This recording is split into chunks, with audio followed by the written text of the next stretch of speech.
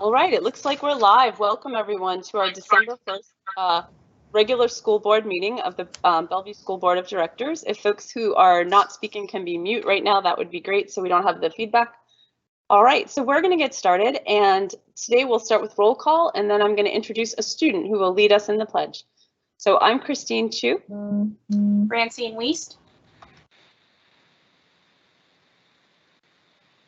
Carolyn, you are muted. Erica Malik.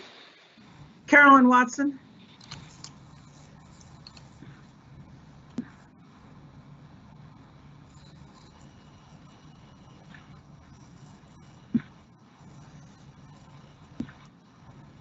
Seema Sarafan. Sorry, my microphone's got some issues. And Ivan Duran. All right, thanks everyone. And now we're going to introduce to you Sam sorry, I messed that up.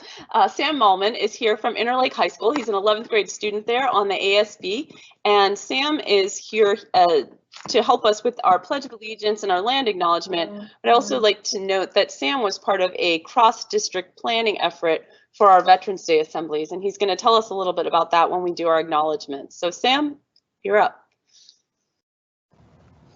Alrighty, I pledge allegiance to the flag of the United States of America and to the republic for which it stands, one nation, under God, indivisible, with liberty and justice for all.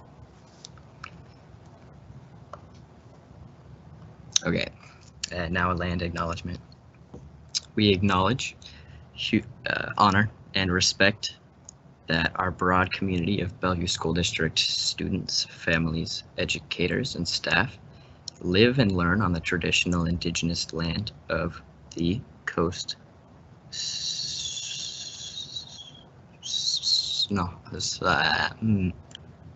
Salish peoples. We thank the caretakers of this land who have lived here and continue to do so since time immemorial. And then a little bit about the cross-district effort in planning a Veterans Day assembly. It was in the form of a video, and the way it went was kind of, we reached out to a couple other schools in the district, and they thought it was a good idea. And so instead of what we normally do, which is just collaborating amongst our own ASB and putting together an assembly honoring our veterans and acknowledging Native American heritage, we went cross-district. We asked members of other ASB from other schools, and we just kind of unified and put all our resources together, and we were able to create one product that went to all the other schools, and it was awesome. It was beautiful. It made it a lot easier, and the product was a lot more refined, and so it's just a huge success. And thanks for having me. Thank you so much, Sam. We really appreciate having our students participate in this process, and we also appreciate the work that you do. I mean, we're here to serve you, but we also appreciate that you all serve each other, and we appreciate the work that you and other students are doing cross-district and many of our organizations like ASBs, but many other organizations at the high school level like SOAR and other groups who are really trying to serve your fellow students and make our district stronger for each other. So thank you so much. Appreciate it. All right, so we're going to continue into the welcome and the election, which is the first thing that we do today. In our school district, we have a 2-year time limit, or a 2-year term limit for the president role. So I've had this role for 2 years in a row, and it's now time for someone else to take over. And as I leave the role, I just wanted to say thank you to the district and the leadership in our district, especially our superintendent and our deputy superintendents who have been very supportive of the work that we have all done together. And I really appreciate each of my fellow board directors. So I look forward to serving with you all ongoing, but in a different capacity.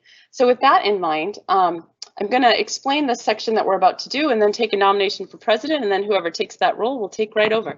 So we have asked folks what they're interested and available for, and our board coordinator, Jen Bateman, has gone ahead and put together a layout sort of what it looks like everyone is able to serve on, and given it back to us so that we could use it today as a place to start, a starting point, and we'll use it for nominations. And if folks don't want to accept a nomination that looked right, or if somebody else wants to be nominated, that's totally, entirely still an option. There's nothing, there are no foregone conclusions here.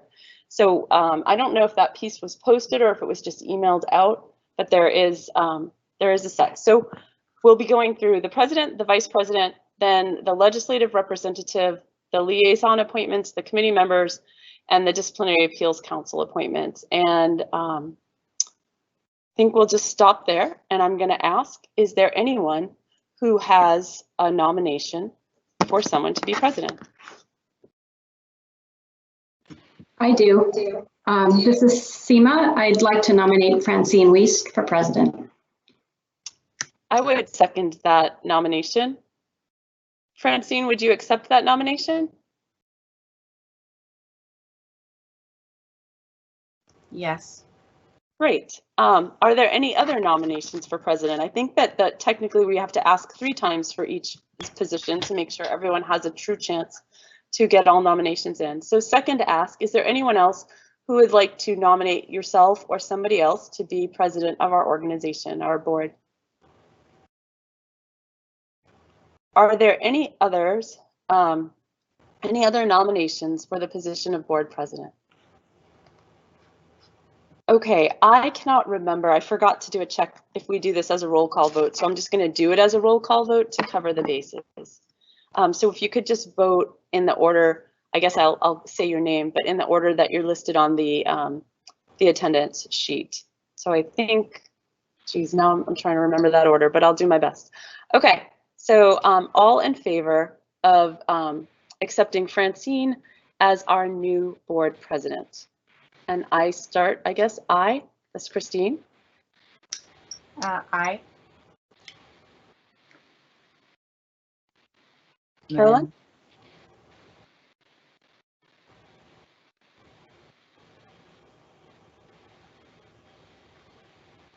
Carolyn, we didn't hear. Oh, thank you. I'm having a big lag, and then I'll click it again, and it'll come on and off. So that's what it is. We will sort it out. Thank you. Aye. Erica? Yeah. Aye. Seema? Aye. Awesome. Thank you, everyone. Francine, you have been appointed or elected our new president, and I hand the reins to your capable hands to take us onward. Thank you. So first, I want to thank Dr. Chu for her leadership these past 2 years, including through the start of this pandemic and its attendant challenges. So were we in person, we could provide her a token of our appreciation, and that would be a pin acknowledging one of our district virtues, which is service. So thank you so much. And of course, what's nice about the continuity of our board is that you are still here to continue to guide us and provide. I think each of us has leadership qualities that we bring to the board, and that will continue going forward with your continued service. So thank you. And then to everyone else, thank you for your trust in providing me this responsibility. And I look forward to a productive year where we fulfill our role as a visionary and effective board. So moving to the next item. Well, actually, before we move to the next item, well, we didn't approve the agenda. So I just want to motion to approve the agenda. And is there a second? I second. Okay. Any changes? The reason that we didn't approve the agenda is just that in this meeting, it's called for that the first thing that happens is elections. Yeah. But under 1.6. But let's just go ahead and we can. Are there any objections to the rest of the agenda? Okay. Seeing none, we'll go for it. So election of vice president. Let's take nominations for vice president. I nominate Carolyn Watson for vice president. Okay, thank you. Carolyn, do you accept? Accept. Okay, is there a second? I'll second. All right, excellent. Are there any other nominations for vice president? Any other nominations for vice president? Any other nominations for vice president? All right, so we're going to take a roll call vote for this. I will keep it in the order that we were previously in. Dr. Chu.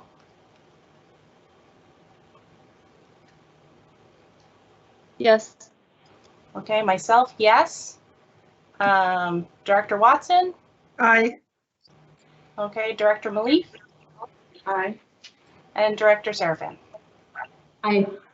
Okay, so congratulations, Carol, Director Watson. Something. Thank you. Okay, would you like to say anything? No, I'm just really looking forward to working with Francine this year, and I think we've got some things we're cooking up, and hopefully we'll be coming out of this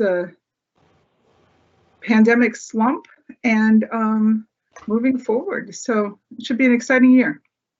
Okay, excellent. So now we're going to move to election or nomination for our legislative representative. Do we have any nominations for legislative representative?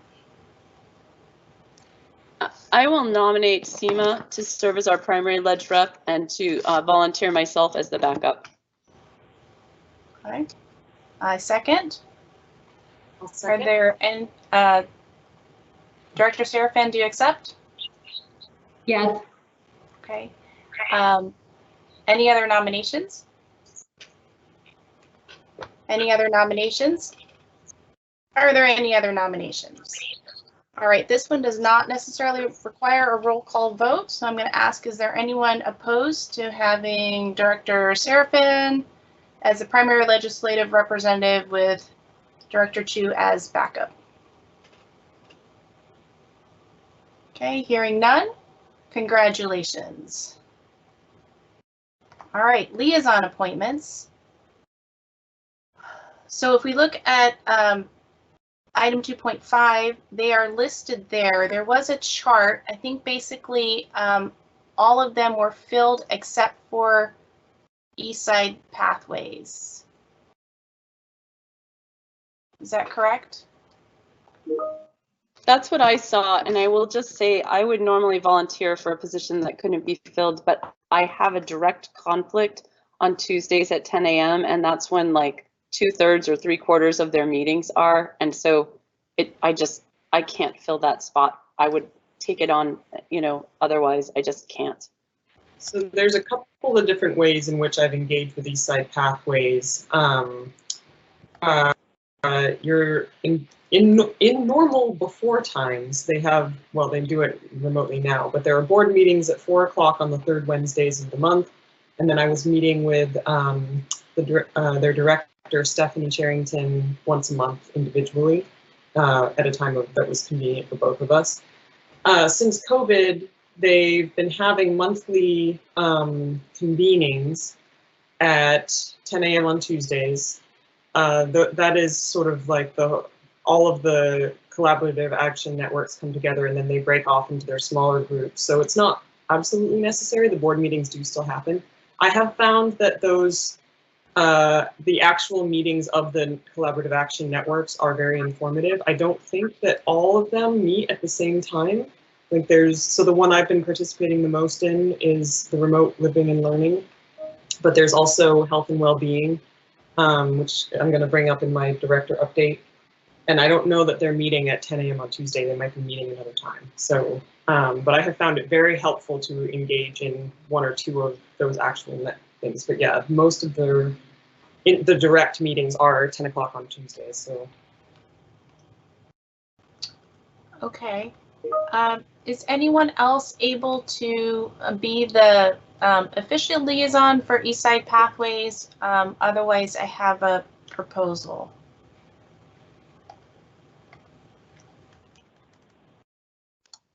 I would be willing to do it in conjunction with somebody else. I just don't feel like I can make the full commitment to make sure that we fully hear from them and represent and liaise with them, but I would do it in collaboration with somebody else if that was an option. Okay, so why don't we, Director Chu, have you be the person who will be the liaison and put together a list of the meetings that you are able to attend, and then the list of the ones that you are not able to attend. And then we will try to have a director attend those meetings that you're not able to attend so that there's coverage, and we can share those out during our liaison report time. Would that work? I'm willing to give it a try, sure. Okay, unless somebody, I just don't see anyone else jumping in. But if that would work, and given that there are additional meetings, perhaps it would be useful, regardless, for each director to have an opportunity to hear. And if it's just then one every couple of months, then perhaps people are able to fit that into their schedules.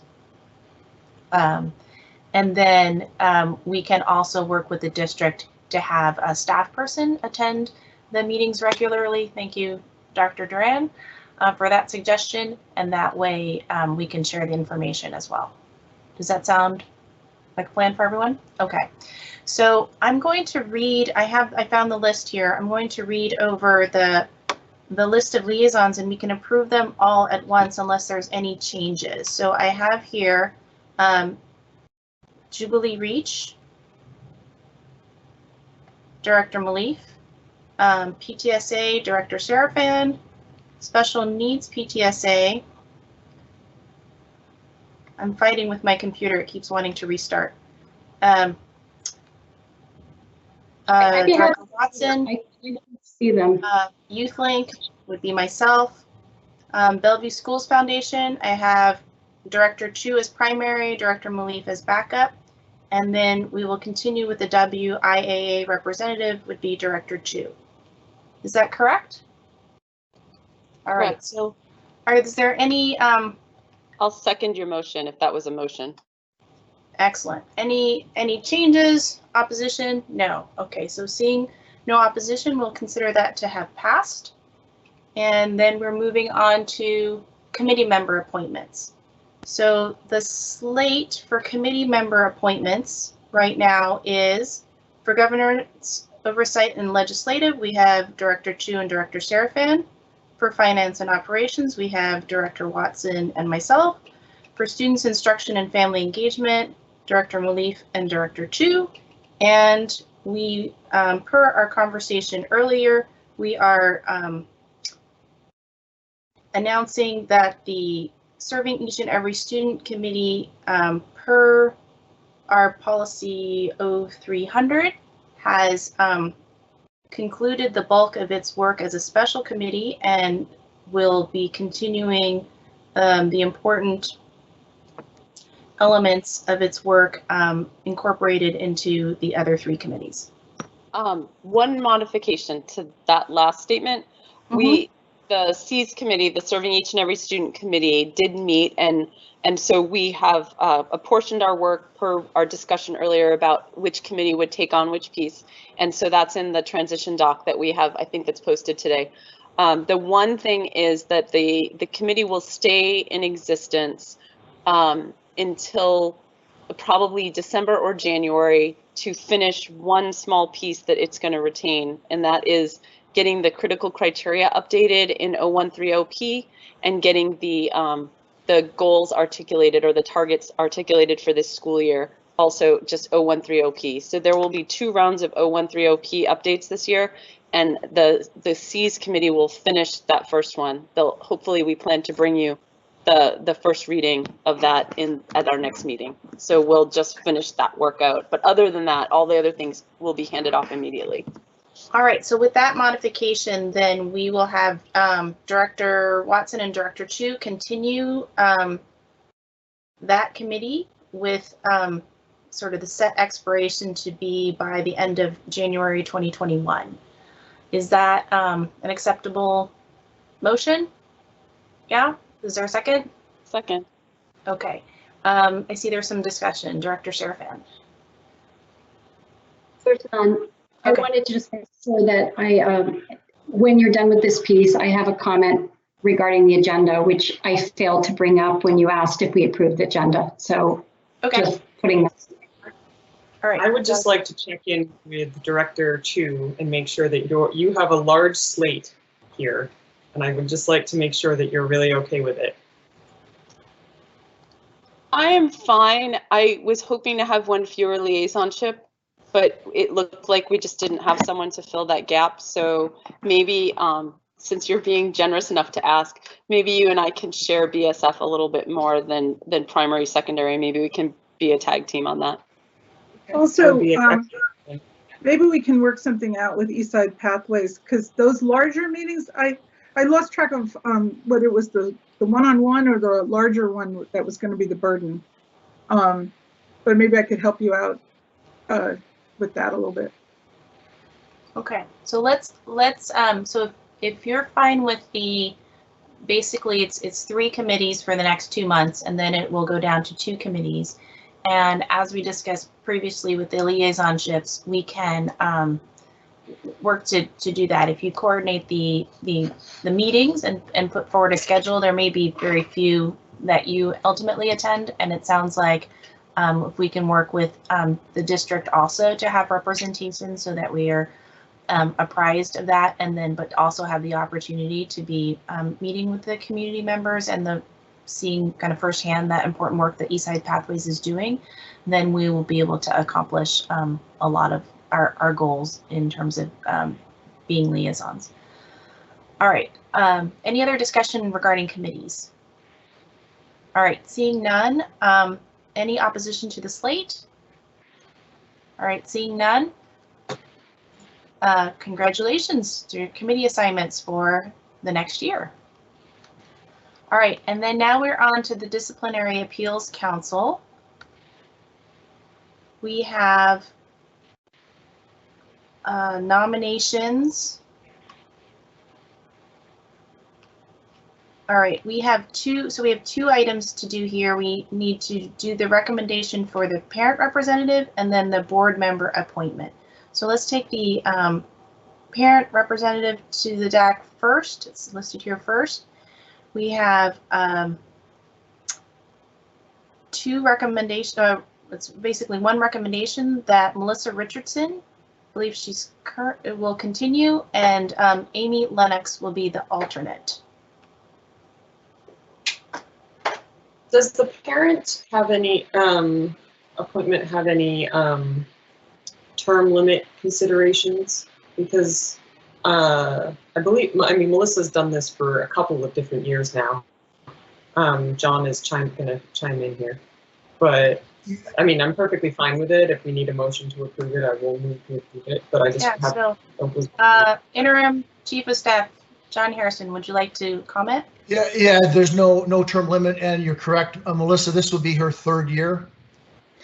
I've talked to her. She's super interested in continuing. So There wasn't a lot of work last year, or was there? There was no DAC meetings last year. Right. So and in a typical year, there may be 1, 2, or 3. Okay. So I have a question about this, the assignment.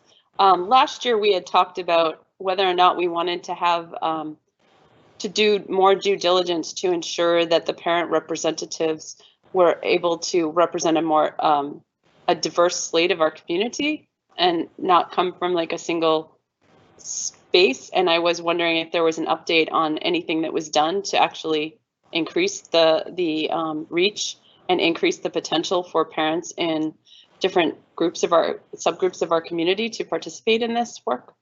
Yeah, I did suggest that to Amy, the president of the PTSA Council, and I expressed and described the conversation you all had last year at this time, and I left that with her, and these were the recommendations that came back. I think that's something in policy 3241 we specify that they're PTSA representatives, so that may be something that that through SIFE you may want to take a look at in the future. Would be my suggestion. Thank you. That makes a lot of sense. Okay. Is there any more discussion? I think we'll just take this as I'll make the motion to approve these recommendations for the parent representative. Is there a second? Second. Okay. Any further discussion? All right, any opposition? All right, seeing none, these congratulations to Melissa Richardson and Amy Lennox. Now for our board member appointment, we can have a school board member and one or more alternates per the policy. Is there a nomination for a school board representative?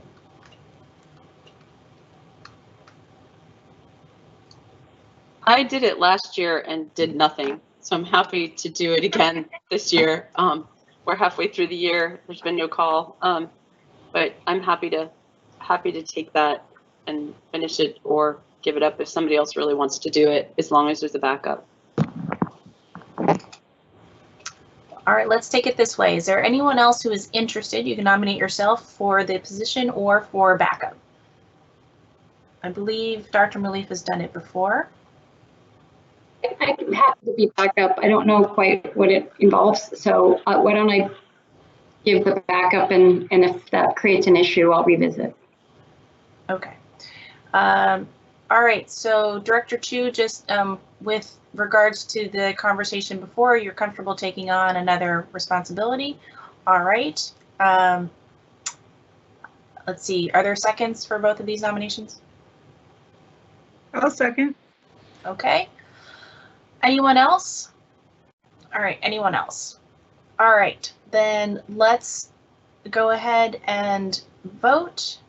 Is there any opposition to Director Chu as the primary and Director Serafin as the alternate for the Disciplinary Appeals Council? All right, hearing none, congratulations. And we are almost on time. I will, given the nature of this meeting, I'll go back. Director Serafin, you had a comment regarding the agenda. Yes, and I apologize for not noticing it, therefore making it earlier. I'd like to propose and move that we take what is under 4.1 and 4.2, which are superintendent update and director updates, and I would ask that we move them to before our executive session. And the reason for that is just with the number of weeks that have passed, I want to ensure we have enough time when we get do our board business and we hear on the updates on COVID planning that we don't run out of time. And so if there's something that would need to give, I would like to have those respective updates, maybe if needed, either truncated or held over to the next time, but that we don't run out of time on understanding where we are. All right, so I hear that. My proposal then will be that we keep the superintendent update where it is, because I think that will lead us into some of the conversations that we will have in item 6. And we move the director's updates then to item 10.4. Is that acceptable? Could you move 4.1 after 5 then, so that we have less transitioning? Sure. We can do that. That's fine. All right, so we will move. Basically, we'll swap sections 4 and 5, and 4.2 will become 9 or 10.4. All right, is there a second for that? Seems to be general agreement. I second. Yeah. And then any opposition? All right, seeing none, we're going to go ahead and do that. I also just want to call out before we move on. We do, in addition to the land acknowledgement, we did have an acknowledgements under 1.4, and just want to bring that to everyone's attention that tomorrow is Special Education Day. And so we really extend our appreciation for our special education staff, especially we know that many of them are working in person and really making efforts in remote learning as well to reach students, as all our staff are, but really want to call out the work that they're doing. And then also just acknowledge that December 7th through 13th is Computer Science Education Week. And so certainly in the remote learning space, there's some exciting things going on there. All right, so moving on, we will do item 5, which is now we had swapped out, and that's final acceptance of the ESC West Air Handling Rooftop Replacement Project. Don't we have to read the consent agenda? Is that, oh, the consent, did I skip The the consent? consent Oh, agenda. thank you. All right, we'll go back. Consent agenda. Is there any comments on the consent agenda? Okay. Motion to approve the consent agenda? So moved. All right, I'll second it. Is there any opposition to approving the consent agenda? Okay, hearing none. Consent agenda is approved. Now, is the Executive Director of Facilities, Jack McLeod, available?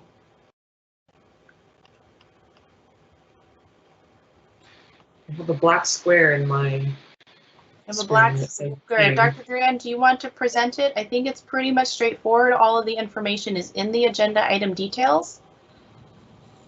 Does anyone have any questions that would need to be answered?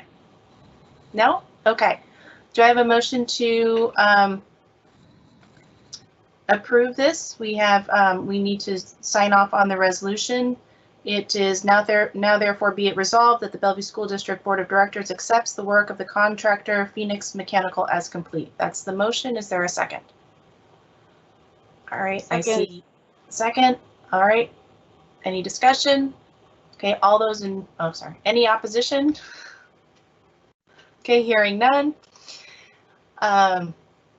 We have passed resolution number 2020-15. Thank you. All right, now moving on. Dr. Duran, are you available to do the superintendent update, which will then lead us into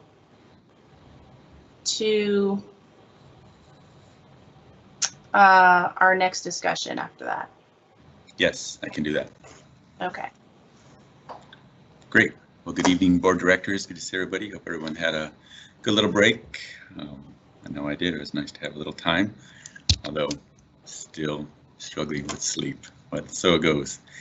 So I just, first thing I want to just hit off is that, right before we had the holiday break, we had some mental health forums, that were, in our community, and so we plan on having more of them. And one of the things that we have done, we've updated the mental health forum webpage, so all of the past and upcoming mental health forums are linked on the webpage, and we are working to have the PowerPoints and the recordings linked from the past months so that people can go back and refer to those at any time. I know there was a lot of interest in that, and so we're continuing having conversations around how we can do some further expansions of the webpage or of the forums, including thinking about how we can really specifically address areas with that addressing, the COVID-19 impact and what the impact is having on students. And so we want to continue to have some of those because I think they're received very well, and it's something that we think is just really important. From our last board meeting, there were some conversations and questions around our work with our community partners. And so we have updated the community partners and events page.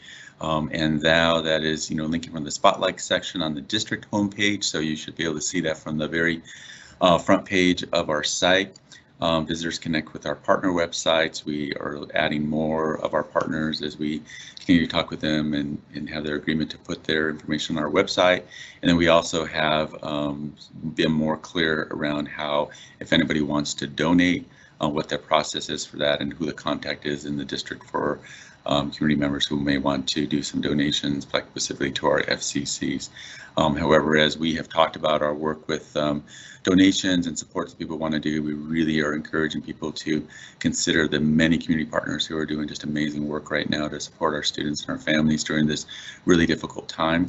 And know that there are increasing needs that are coming across, and we do not see that ending anytime soon.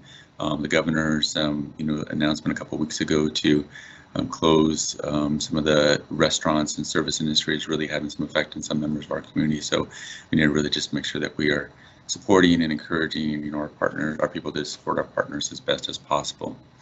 Along those lines, with access to information, we also have really been working, I think you all are aware, we received some information from our FCCs around some of the concerns that they had, and our FCCs have just been doing amazing work to provide a lot of different resources and supports to our students and our families. Last year they were serving, well over 2,000 families. We know that this year they're serving over 3,000 families, and they're doing a lot of food distribution, hygiene distribution, as well as helping to direct families for other type of needs and supports that they have. And so we have been working with the team to try to expand the hours that they have and also expand the amount of days that they are serving. We know that they need more support, and so we received a proposal from the department, and we are going to be adding some additional FCC staff in addition to a driver to support any family that may need to have something delivered to them. And again, we just think this is a really critical way for us to be able to put some of our funding towards where some of our greatest needs are. And so we will be doing some expansion in those areas to make sure that our FCCs have more supports and resources to help our families. So those are 3 brief updates that I think are really important, but especially that last one, knowing that FCCs have just been doing amazing work for our community, and it is ongoing, and the need continues in many different ways. That completes my update. Dr. Weiss. Thanks. I can't unmute. You're unmuted. We can hear you. We heard you. Oh, great. Okay. Well, there's no microphone button anymore. So thank you very much for those updates. Those are really important ways to both reach out to our community, support our community, and ensure that our community knows how to support our students and families as well. So that brings us to item 6.1, and it's another impact of sobering impact of COVID, and that's reduction in force for our nutrition services and early learning employees, primarily those working in childcare. So as noted in the agenda item detail, this is an action of last resort taken after a variety of actions, including leave provisions, modified work assignments, transfers, and furloughs, which provided for additional time to work with staff to mitigate the effects the pandemic has brought on these programs, which are designed to be self-sustaining and rely on generation of their own funds for operation. So the district and the Service Employees International Union Local 925 have worked diligently to support staff. And although the list of employees from early learning set to be displaced was much longer in August, many were able to find other jobs within the district. And displaced employees have recall rights for a year, meaning they have first look at positions that become available for which they are qualified. And efforts are made to reinstate them to be a continued part of our Bellevue School District family. So on behalf of the board, I would like to express our appreciation for the flexibility and grace demonstrated by these employees and for their dedicated service. So we do need to take a vote on this. So I move to implement the reduction in force as consistent with district policy and the negotiated agreement. Is there a second? Second, reluctantly. Yes. Any further discussion? All right, so seeing none, are there any opposed to the motion? Okay, hearing no opposition, the motion passes. So again, yeah, on behalf of the board, just really express our appreciation for all of the dedicated service for these employees, and that as positions become available, we hope they can be reinstated into our school district. Dr. Thomas, did you have a statement? I just wanted to say thank you to the board, and I'm sorry. This is awfully tough. Yes. Yeah, sorry too. Yes. I think we all concur with that. All right, so moving on to item 6.2, remote to in-person progression. We'll be taking kind of this remote to in-person progression and back to school progress monitoring together. In light of the protocol we used last time, thanks to Dr. Chu for introducing that to us, we will try this again. We were working on having an overarching question to help guide our discussion. I believe Superintendent Duran has something that he'd like to propose to help guide our discussion. There are no materials in here, but there are carryover questions and items of concern that are kind of ongoing. I know that board members have brought up, and certainly in our updates as well. And so that would all be available to discuss this time, hopefully centered around this question. And what I'm going to ask is that we have, are we way ahead of schedule? Okay, so we have about an hour for this discussion. So we're going to put a clock up for that. And then I would also like that we are able to summarize the themes. So I know Dr. Dan will summarize some of the themes from the protocol, but I'd also like someone from the board side to be just gathering those themes as well, to check on that. Do I have a volunteer? I'll ask for a volunteer this time. Going forward, I may just assign folks, but is there a volunteer to help summarize the themes? Okay, Dr. Chu. Thank you. I'm not entirely clear. I thought we start with a question. So the themes are going to get, okay, so how do we approach the, like, do we each, maybe that's what Dr. Duran's going to remind us of, but do we each pose a question? So I have the protocol here in front of me. So this is the first time that I'm running it as well. So we will follow it. I won't say we'll follow it to a T, but we will work and in the spirit of how we were able to guide the discussion last time. I think we'll do that. So basically, I'm going to interrupt you for a sec. I just want to clarify my role here. I think I'm not defining the themes. I'm just capturing them, right? You're asking for basically a note taker who's organizing. Is that correct? Yes. Excellent. Thank you. And so so I'm just going to have Dr. Duran kind of kick us off if there's some salient points regarding both of these topics that he wants to highlight. I think some of them he did bring up just now in the update, which were very helpful. But going forward, introduce some questions to guide our discussion, and then we will go around if there's a particular question. That was the missing information part, clarifying questions, but then we'll just go around and talk. So a director will talk about something that comes up for them in this space, and then the other directors will have a chance to respond. And then we'll go around until everyone has a chance to be the sort of the primary input person. Then Dr. Duran will summarize what he's heard and any follow-up actions. And then what I've added in here is then Director Chu will also kind of triangulate on that. If there's anything that's missing, anyone else can chime in, and then we'll go from there. Does that sound like a acceptable roadmap? All right, thank you. So Dr. Duran, I'll turn it over to you.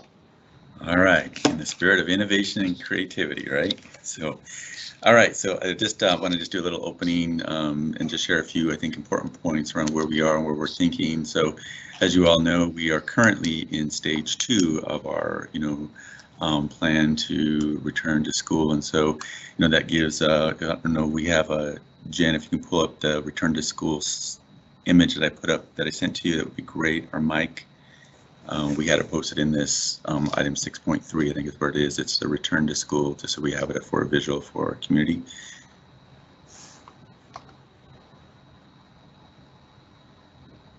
Perfect. All right, thank you. And so the return to remote learning, basically, has us in stage 2 right now. And so I know there's been some questions and conversations around how we can start to move into stage 3. And so that's where we kind of want to put a little focus and emphasis on today. And so our plan is to, keep providing more in-person services, which is something that we're doing. And I think that, in the board updates that we're sending on a weekly basis now, we're providing additional schools and services that are being provided. And so now we are serving nearly 3,000 students, from early learning all the way to high school in different types of settings and different type of environments and different kind of supports. What has been most striking to me in this process is hearing the creative ways that our schools are coming up with different ways to serve our students. Just in the conversation today, with one of the school leaders at Odell Middle School. They were talking about the need that they were seeing with some of their students and how they were able to put together a plan to do almost like this internet cafe. And in any given day, they're sitting between 25 or 45 students who are coming in. And so again, seeing a need, identifying it, creating the places so they can, have all the different risk factors in place and mitigate risk as much as possible in order to serve our students better.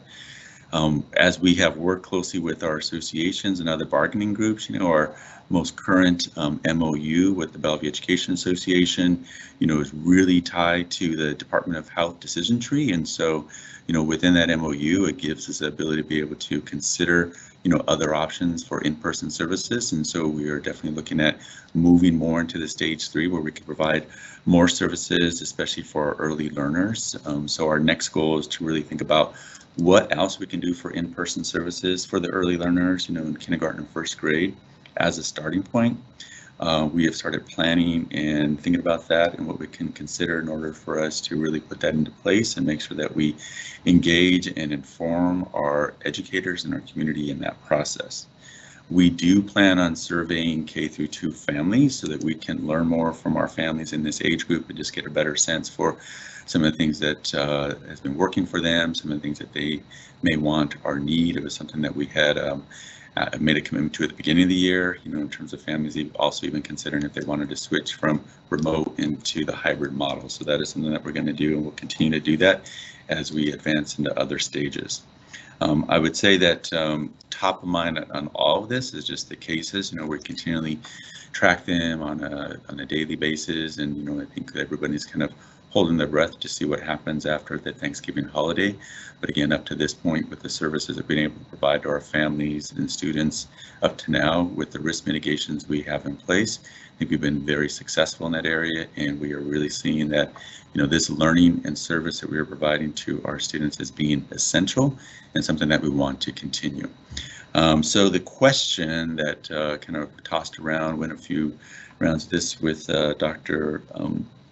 Weiss, is this: what is your vision for return to in-person services? And really kind of putting out this for the board members, because I'm currently working on a draft proposal in this area, and I want to be able to share that with all of you, but definitely want to get your thoughts and input in this, and definitely want to hear the board conversation in this area as we think about it. So what is your vision for return to in-person services as we move into stage 3?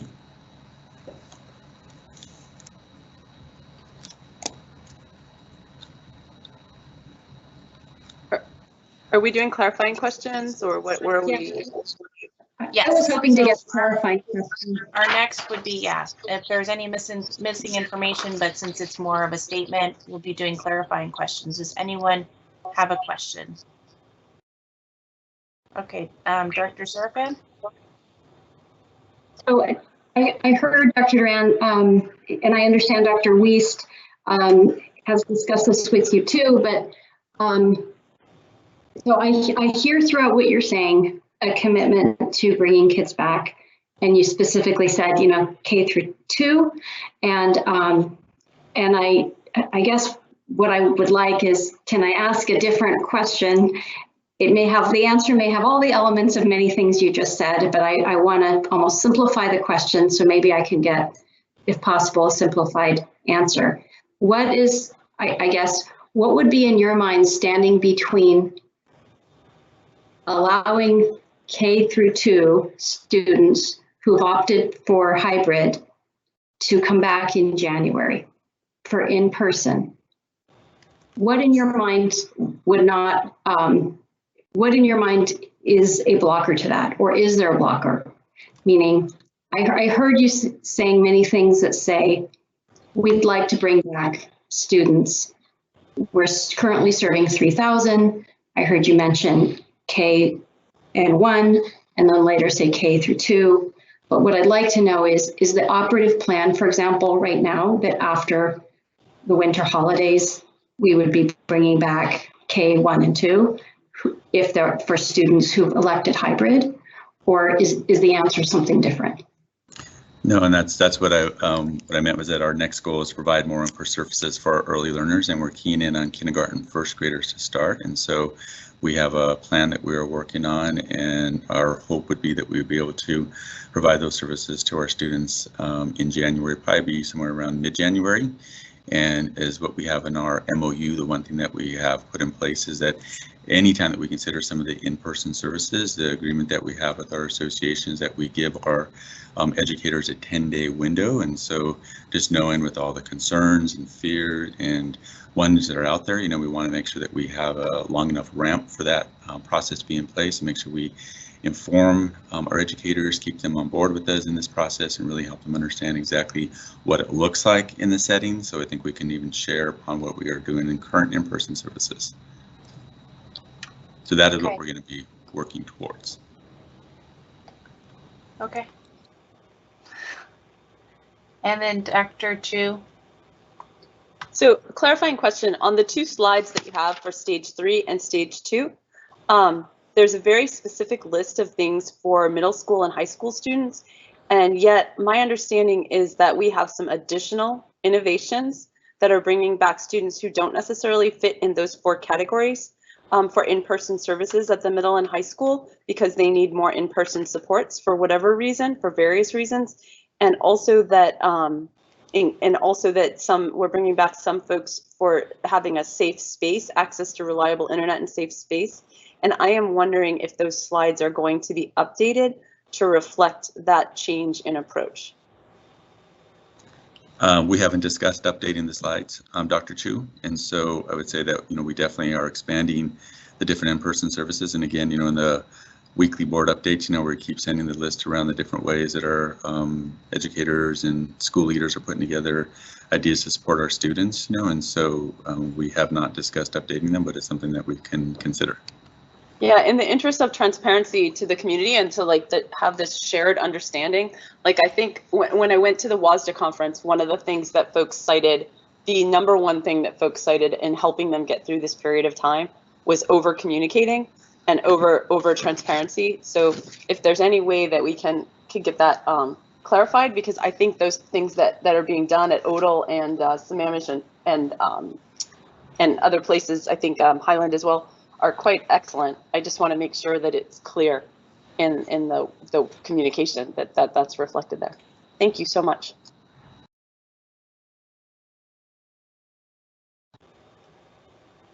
Are there any other clarifying questions? All right. Yeah. So go ahead. Well, so we're saying after the holidays, are we saying, because I'm looking at the MOU and trying to see if something's in there, we're following the Board of Health guidelines, which have been changed, but are we expecting then the case counts will be such that it will make sense under the Board of Health guidelines to open in January? Is that what we're thinking? Well, we don't know yet. We're still waiting, for that decision tree to be updated. Have a meeting with PSESD area superintendents on Wednesday, and that's where we tend to get some more of the information that's relevant, But again, within the MOU, we have the Department of Health decision tree built into that, so we definitely will use that in making our decision. And I think as we keep leaning into the in-person services, what we keep emphasizing is the fact that, again, we are mitigating risk as best as possible and really considering, the needs and learning is, really essential and something that we want to continue to pursue for our students while we're supporting our educators in that process. So we're hoping the case count will somehow be low enough that we can do this, or it'll fit that tree. And then do we anticipate we have enough staff that are low risk enough that we'll be able to staff this? Yes, based on our current numbers, where we have, some of our students that are in the virtual setting and some of our students that are in the hybrid, as of yes. I mean, that number can definitely be impacted, knowing that, if an educator, did not qualify for one of the reasons, to not be in the virtual, they didn't get into that, they still have the ability to be able to do a leave or personal leave if that does happen. So we definitely have to be addressing that if that comes up as an issue. Okay, thank you. Okay, and then just to clarify, Dr. Watson, the decision tree for the youngest learners, so moving to stage 3, is not impacted by a particular number. Okay. So that was established, I believe, back in early August. And then since then, additional data has come in confirming that for the youngest learners, that there's not a number that needs to be met for a threshold. Thank you. Other clarifying questions? Director Serafan. Except if Erica wants to go first, I want to make sure she gets a question in since, okay. Well, we're doing clarifying questions, but we're kind of, I think, already going into the discussion. So if it's definitely a clarifying question, or if it's more of a, you want to just take off and say, okay, no, we can do questions. We have time. And so I'm going to say we're going to just take extra time in this section, which means we might have a little bit less time in the focus question section, but let's keep doing clarifying questions. Thank you.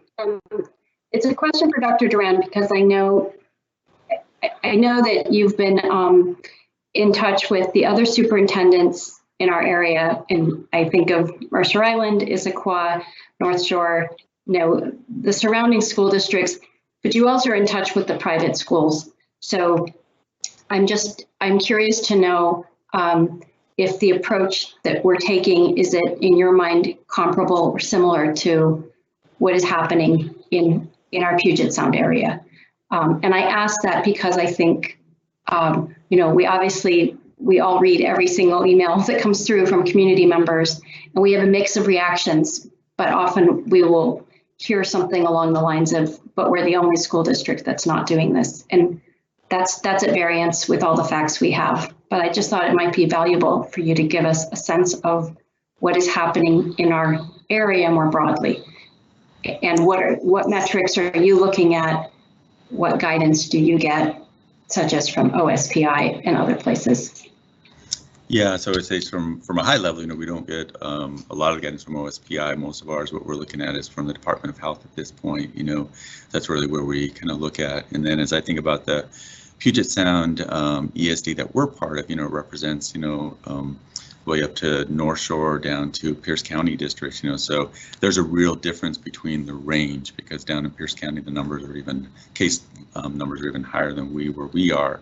And then other areas of Pierce County, they're in lower ranges, so they're able to do different things. But specifically in this area, we know that Mercer Island was planning to do some return to early learners. I think they were doing with kindergarten, first grade students this week, so really we'll be anxious to get on a call on Wednesday to find out how that's going and how it's launched and everything, and so we'll definitely follow up with the superintendent there. I have not had a follow-up conversation with the districts around us here locally, so again, we'll get updated on Wednesday to hear where people are.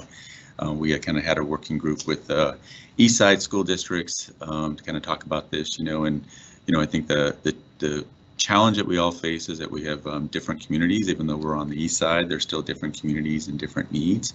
And so, we just work closely with them, and, a lot of times we are doing our best, to kind of do what we think is best for our community. And we try not to measure ourselves up against the other districts, but we definitely try to share what we're trying to do. So I think I'll be able to give you a better answer to that after my meeting with the superintendents on Wednesday, to kind of get a better sense around what people are thinking about, what are some of their next steps, because I know there's definitely been a lot of interest and will to bring more students back in person, because we know the needs are growing in a lot of different ways, but how that's being executed in different districts really does vary. But we will closely watching the decision tree and what's going to happen with Department of Health and what's going to possibly change there. But again, even with the cases being where they are now, we know that if our current in-person services, we haven't had any spread within our schools and settings, which I think is important to note. And we want to definitely keep that in place. So I think we have really good protocols and systems in place for us to keep that expansion happening. So the next board meetings, Director Serafan, I feel I can give you a better answer around what some of the other districts are planning to do moving forward. So in the absence of like a number surge, I understand that there's variables over which you don't have control. None of us do. Collectively, we do individually over what we do, but you can't project now what the numbers will look like the second week of January. I appreciate that. But setting aside that, if we were at the moment to assume the numbers were we'll say around the same level they were now. I guess, are we operationally planning K through 2 or K and 1 and 2, K1, maybe K2, to bring back those students and the corresponding teachers who've indicated they're up for the hybrid education? Is that a fair statement for me to make as I'm describing or sharing with parents who inquire that that's our operative plan? And maybe that's kind of what I'm sort of trying to get at. I recognize there's numbers. We don't know how what will the overall data be coming from Department of Health, but absent something dramatic that one couldn't foresee, are we planning operationally to do that? Yeah, and I would definitely say that in terms of response to community and parents, I believe by the end of the week, I think you'll be able to have a pretty good understanding around, where we are going to be going. As I said in the very beginning, I've been working on a memo for all of you to kind of just talk about what we're thinking about, not only for our early learners, but for other grades at this time. And I plan on sharing that with you as early as tomorrow, based off of the meeting tonight. So that's why we generated this question, so that I can gather more input and make sure that, what we're thinking is in alignment with the board's thinking at this time. So by the end of this week, I believe you'll be able to have a more definitive answer in terms of what we're going to be able to do. I also do want to address that we right before the Thanksgiving break, we were making phone calls to the private schools. We're continuing that this week just to really get clarity on who is doing what, because I know we're seeing different pieces, and how many are offerings. I mean, I'm not even sure exactly how many slots and spots are open in private schools, but, when we had our enrollment team run the numbers before the Thanksgiving break, we had, I think it was about 55 students had withdrawn, and there's a specific code that we use, and, and that basically confirms transfer to private or homeschool within Washington. Of course, there are families who just withdraw and don't give us that reason, but those of that 55, we know that 12 of them have submitted declaration of intent to homeschool, but again, I don't know what the capacity of the private schools are in our area, because if there's some that are offering some hybrid and some in-person services may be doing that, but they may be doing it because they have the right combination of numbers, and they may or may not be able to add more. We're trying to get some of that information as we learn more from the private schools. Thank you. So far, the ones I've contacted, just out of interest, are essentially all, meaning just for knowledge, have indicated that they're all virtual. So. And just to clarify also that, again, by the end of the week, operationally, we are really considering exactly where we'll bring them in based off, again, what we have in our agreement with our MOU, but it's definitely our intent to work towards that. And 2 weeks ago, when Francine and I last met with the group of schools, Seema, you asked about other plans from districts around, and at least 2 of the 5 districts that we have been meeting with regularly were on some track to move forward on the elementary ed. The timeline was what was up in the air, just because there were a lot of things to work out, and the key things that were raised are not the number so much in the community. It's the Washington State decision tree, and which allows for that early learners in that with regardless of case numbers. And then it's the risk mitigation. That's the really big thing. Like, to what extent were folks able to deploy the risk mitigation, and to make sure that teachers are familiar with, comfortable with, and understand it, and that families are as well. And the time it takes for that to happen is actually non-trivial. So that was what we were being told as part of the equation for moving forward. Francine, is there anything else you might add to that? I don't know, but those are some of the things that came up in that meeting. But there were 2 districts that were pretty far down the road of bringing K1 or K1. One of them is K1 and the other is K1, 2, 3, I think. But they'll still start with K1, the one that's doing K1, 2, 3.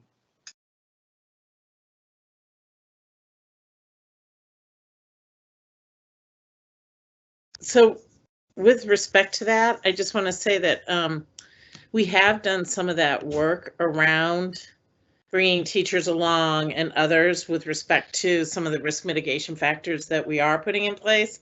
Not to say that we're done by any stretch of the imagination, but we have started that work. And so I just wanted you guys to be aware of that. So while we wait for Francine to come back, I just want to make a comment about the return to school work that I think speaks volumes. It was sort of made by Dr. Duran already, but I don't think our community is as aware of it as they should be. We have been operating with hundreds of kids in our schools, in our buildings, with our staff, and we have not had an instance of spread.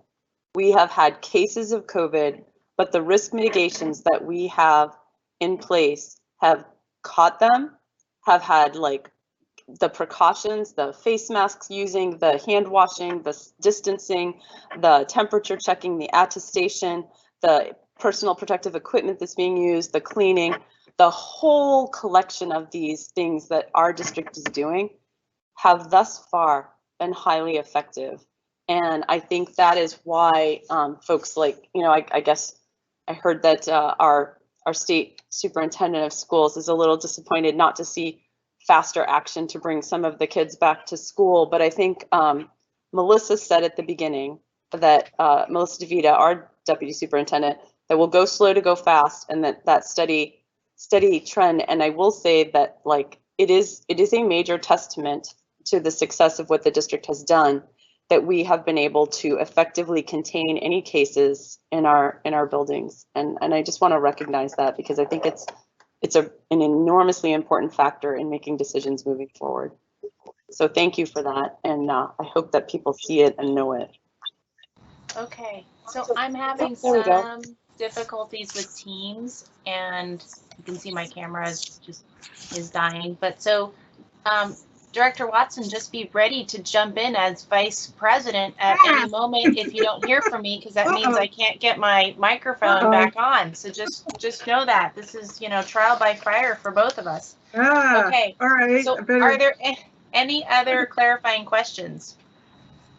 Okay. So then why don't we go to so I would like to note, so this focus question is really around item 6.2, and we do have 6.3. So we do want to perhaps leave some time for that, because a question around that, Dr. Duran, I'm not sure if you had a second question for that area, but I do think in carrying over some of the discussions that we had from last time, and a concern generally would be to have an update or talk a little bit about how we're doing in terms of the remote learning, the standards-based assessments, how we're making sure that students feel on track, that educators have been able to support them, and being able to indicate to students and families where they are in terms of their learning. So I do want to reserve a little bit of time for that portion as well.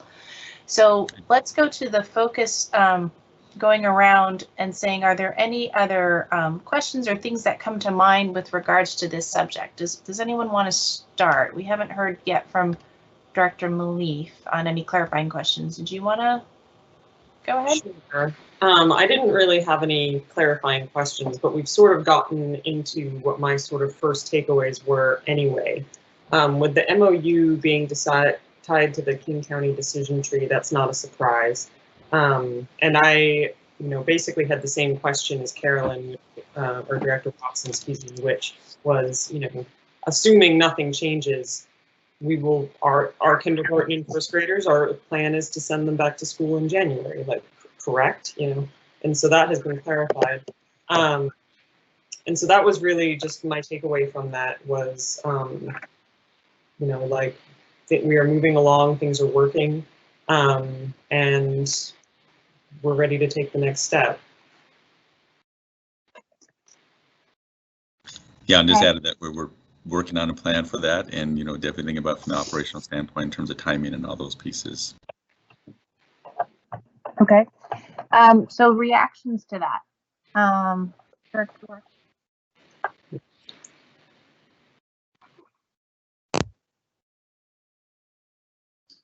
Reactions to Erica's clarification? Well, I think hers wasn't the clarification. It was now just her comment on this section. So then we go around and say, what does that raise for each of us, or, expanding on that, or being able to echo that that's a main concern, that type of thing. Okay, well, I'll go. I'll say I think I'd love to know then, we basically talked about K1 and 2. So then what are you thinking, Dr. Duran, would be the current plan? And maybe this is a Melissa question, it's a combination, but the other grades, all the way to, think about the kids who are class of 2021 wondering, will the rest of my high school be remote? I just want to know, where is your head right now in terms of what you are planning, recognizing that what we actually execute may look different, but what's your current vision then beyond grade 2? Yeah, so I think kind of working with the protocol, that's why we're asked the question for the board. I'm gonna have that conversations around what is it, the vision, for return to in-person services that you have, because we are working on a proposal for the other grades that we want to share, and so we say we'll have to by the end of this week. So that's why we want to kind of gather some of that input now. And Seema, I think some of that depends on what happens with the Department of Health, because I have to say that I'm not comfortable not following them, because I don't feel like I have the expertise to say that I can make a better decision than what they recommended. Because it's not my area of expertise. So, so I'm not saying we can't do anything. I think we can do some things in terms of getting kids together and those types of things. I'm not sure that we can bring everybody back to school in the hybrid model without the Department of Health decision tree moving some. Does that make sense? It does, yes. So and that answers the question I have, which is that if and when the decision tree were to shift in favor of bringing back, certain grades, we would be able to, or our plan would be to move with that. And then what I'm hearing, and maybe I'm wrong on this, you feel operationally that we could, meaning Yes. if they were to say, or the decision tree were to bring us to a point of saying grades, I'm going to make this up, 7, 8, 9 could come back based on the numbers we have. I know you've worked through various plans, so I would believe that then the answer would be, okay, for hybrid students who've expressed a desire to come back, we have an operational plan for bringing them back in some way. Yes. And so that's what I hear from your answer. So that does address the question. Yes. Okay. So then, Director Watson, do you have a comment? Yeah, I just want to clarify the clarifying. So then, if the numbers from the Board of Health move in a direction that the numbers in the community move in the direction where the Board of Health says we can open it for, I don't know, middle schoolers or high schoolers or whatever, that's a 10-day lag according to the MOU. Is that right? Yes. So we have to give 10 days notification, and there's a lot of reasons for that. Yeah. Not the least of which is teachers having to find childcare and other things for their students because they're not all in our district, right? So maybe they're not going back to school, for example, getting prepared for it. There's a lot of reasons for it, but yes, it's a 10 working days. So that's 2 weeks. No, Yes. I'm not saying it. It feels reasonable to me, but I know community members wanted clarification on that. So, yeah. Okay. And then anything else, Director Watson, with regards to Director Malief's points? No? Okay. Director Chu? I have a further clarifying question, more to the points that Seema ended up raising. I think we went off track from Erica's points. But the clarifying question is around, like, what does the 10 days look like? Because I've heard some districts do things like say, once the data is in the right direction for X days, like 5 days, then they'll announce something and say, as long as it stays in that direction for the next Y days, then we'll go ahead and open, and that's their notice, but they don't wait.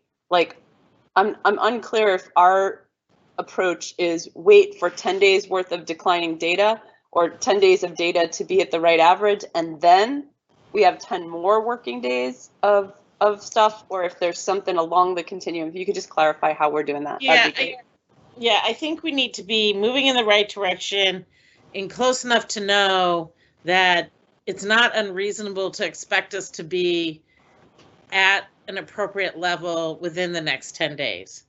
So even if we started to move down now, given that we're at 418 or 413 or something, we're not going to be moving fast enough for me to say in 10 days we'll be there. But let's say we got all the way down to, 100 or 98 or whatever a number is, and it seems like the slope of the line is continuing, then I think we go ahead and make a call, because it just seems reasonable that that slope will continue and that we will get there within that 10-day framework, right? So I think that's the way that we should do it, so that we can get kids in school as soon as possible, not necessarily wait till we're there and then say 10 days. Okay. Do you have anything further on that, Director Chu? Okay. And then my comment, and yes, I agree that we probably deviated a little bit from Dr. Malief's original comment, but all along I've said that we can bring back our youngest learners. I think that's in line with the Department of Health's recommendations. I realize that for many, the rising community rates do feel concerning. However, school closures originally were to flatten the curve. It's not that the schools per se are inherently unsafe. They're now, with the risk mitigation protocols, we've seen that they are very effective for the students that we have in schools and the educators in schools. We have not had transmissions within the schools. And again, for the youngest learners, I think the district has, over and over said how important it is for those, many of the students, youngest learners and our older learners as well. For many, the in-person services are really important to how they're able to learn and process and be successful. And so I think that I'll wait till it's my turn to say some more things around that. Who would like to go next to just start off? Any more thoughts? I think, Director Watson, you were going to go, and then we kind of went around. Do you want to say something? Yeah, and I'd say, especially around that question around kind of like your vision for return to in-person services, what would it that you'd want to see, hope for? Because again, that'll help just me, and I'm putting this proposal for all of you to share more of my thoughts and ideas. I think the biggest thing for me, well, with the in-person, I mean, the concern is that emotional health, right, for the adolescents. And I don't know exactly how to envision that, because my understanding, and probably why the Department of Health chart is the way it is that we don't think that young students transmit the virus very much. But once you get through adolescence, you start transmitting the same way an adult would. At least that's what I heard. So what can we do for those adolescents who just crave some kind of contact, need it for their, it's amazing what it does to your emotional health when you don't have it. Okay, so any who wants to go next to, comment on kind of the social emotional health, especially of our secondary students? Dr. Serafin, Director Serafin. Just gave me an advanced degree. So I think that hopefully this is a comment to Carolyn. I'm basically putting a red flag up to say I'm not sure I'm following the protocol, but I'm really trying. So hopefully this is responsive to Carolyn, but also somewhat responsive to you, Dr. Duran, in terms of, you're trying to understand, what the heck do you guys want? And I think what I'm hearing, I hear that we're grounded in Department of Health. We have a stake in the ground around Department of Health's guidance, and that's going to be very relevant to how we essentially execute in terms of our return to school. I think similar to what Carolyn is saying, I believe for older grades, I'm of the mind that part of what would be most valuable, part of what my sense of urgency is, to the extent that there's urgency, but it's balanced by concern about everyone's health, is the mental health concerns. So when I envision what could we do, recognizing that they are the higher known transmitters of COVID, and therefore our physical space is limited, and we have to be mindful of how many students we bring back at a time. I think where I lean is thinking even 1 or 2 days a week, which was kind of, I think, what maybe in our early notions of hybrid we were thinking of anyway, might have more of a social, emotional, mental health value than necessarily a high academic value. But even that would be a positive thing. So this is another way of saying what I've said before: don't let perfection be the enemy of good. That maybe we could see value in bringing back some of the older students, and by older I mean secondary students, even if it is limited in terms of the amount of hours or days a week on school premises. So that is, I think, what I see as achievable but still valuable. What I recognize is going to be the challenge, perhaps, and I'd like to hear from others, is that may make it very hard for our teachers, because then they would be saying, well, I have to do this mix of hybrid and in person, and that's even more stress for me. So I'm not sure what the answer is, but when you ask about what would I envision, recognizing all of these different challenges, I would think, okay, we have talked so much, we've talked to Patty and others about how can we reach out to students to check and see how they're doing. And yet we know that outreach, which is inherently by phone or video, is limited.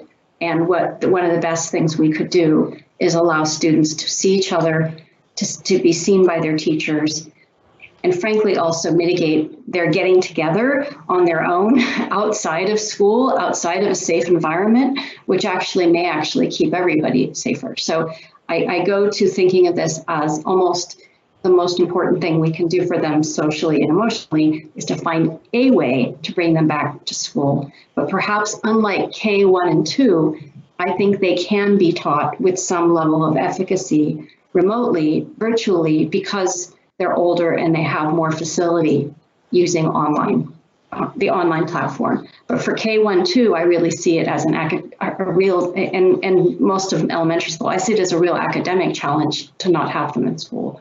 For older students, I really worry about their mental health. So I hope that gives you some idea whether I broke the protocol or not. Well, we'll just deduct it from your time. No, just kidding. Go ahead, Director Chu. I want to build on what both Carolyn and Seema said, because I think there's a fair amount of alignment here in concern for social emotional health of our secondary students. I think, well, all our students, but in particular, these secondary kids are furthest from being able to come back to school safely in the ways that they're normally coming back to school. And I think that we were the first district in our area to offer the athletic pods. And we did that because we knew it was an important thing for our kids, and we knew we had ways of managing it, and we have managed it really well. I'm really proud of our district's efforts in that space. I think that what's important is that we are really, truly, deeply equitable about all the opportunities that we are giving for those small group things. And I agree with Seema as well that remote learning is not a total loss. There are some really incredible things going on, and our kids are capable of doing some significant portion of learning in remote ways. But 100% remote is a major tax on their social emotional beings. And I think that if we can find creative ways to do it, and the Department of Health gives us the latitude to do that. Says small groups, there are many ways that we can do that. We can increase clubs as well as sports, not just sports in small groups. We can do, I know that Eva, Deputy Superintendent Collins, had some fabulous ideas about bringing some secondary students back for small things. Even if you just came back as a study group for one of your classes on Wednesday or on a different day or whatever, it wasn't during core class time. Maybe that's how we use some of the afternoons. I don't have the answer, But the answer I think we need to find is to get super creative. It's unlikely that we can replicate the 7-period day, even in hybrid mode, right away based on the health department numbers and the case numbers. We might, with a vaccine, be able to do that sooner than we think. But for the short term, we should be accelerating in-person opportunities for secondary students to learn and doing that in taking advantage of the small group option. But I think social emotional health and anyone who's not participating in some opportunity that is social, we should know who those kids are, and we should be looking at their academic success and other indicators to make sure that they are okay. Like I think once we start doing more of that activity, we can identify the kids that we are just not able to reach. So that's for me one of the biggest things. Well, I want to echo some of those and say that, yeah, along with the idea of equity is really who are the students who are struggling, and I think they may not be ones that were on people's radar screens in any other way before. So really determining, it's great to see that the different secondary schools have some plans to bring students back even in the next week or so, but how were those students selected? Are families able to say, I am telling you, my student is not getting out of bed, and just being able to have something to look forward to, have a place to go to where they get up and they are seen. And I mean seen as a person. It's by peers, by a caring adult, having that opportunity. So I think that's really important for secondary, but I don't want to overlook the importance for elementary. So, I'll say it again, I think we can bring back our youngest learners. I think they should be back already. They should be back now. If that's not happening, what opportunities do we have at the elementary schools as well? And I think it would be very valuable to have elementary students back now, again, at the same time frame as we're having secondary students, and making sure that all those protocols and processes in place are working. I have confidence in the plans that are there. I think we could open and already have grade levels back.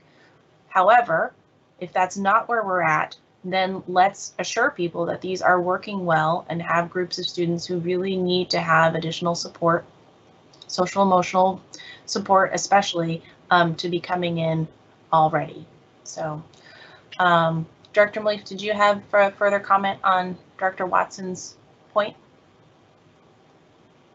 Not on Director Watson's point specifically. I think that's been pretty well covered. I will say, per the discussion around it, one of my concerns as far as bringing in secondary students for very limited periods of time is the burden that itself places on families.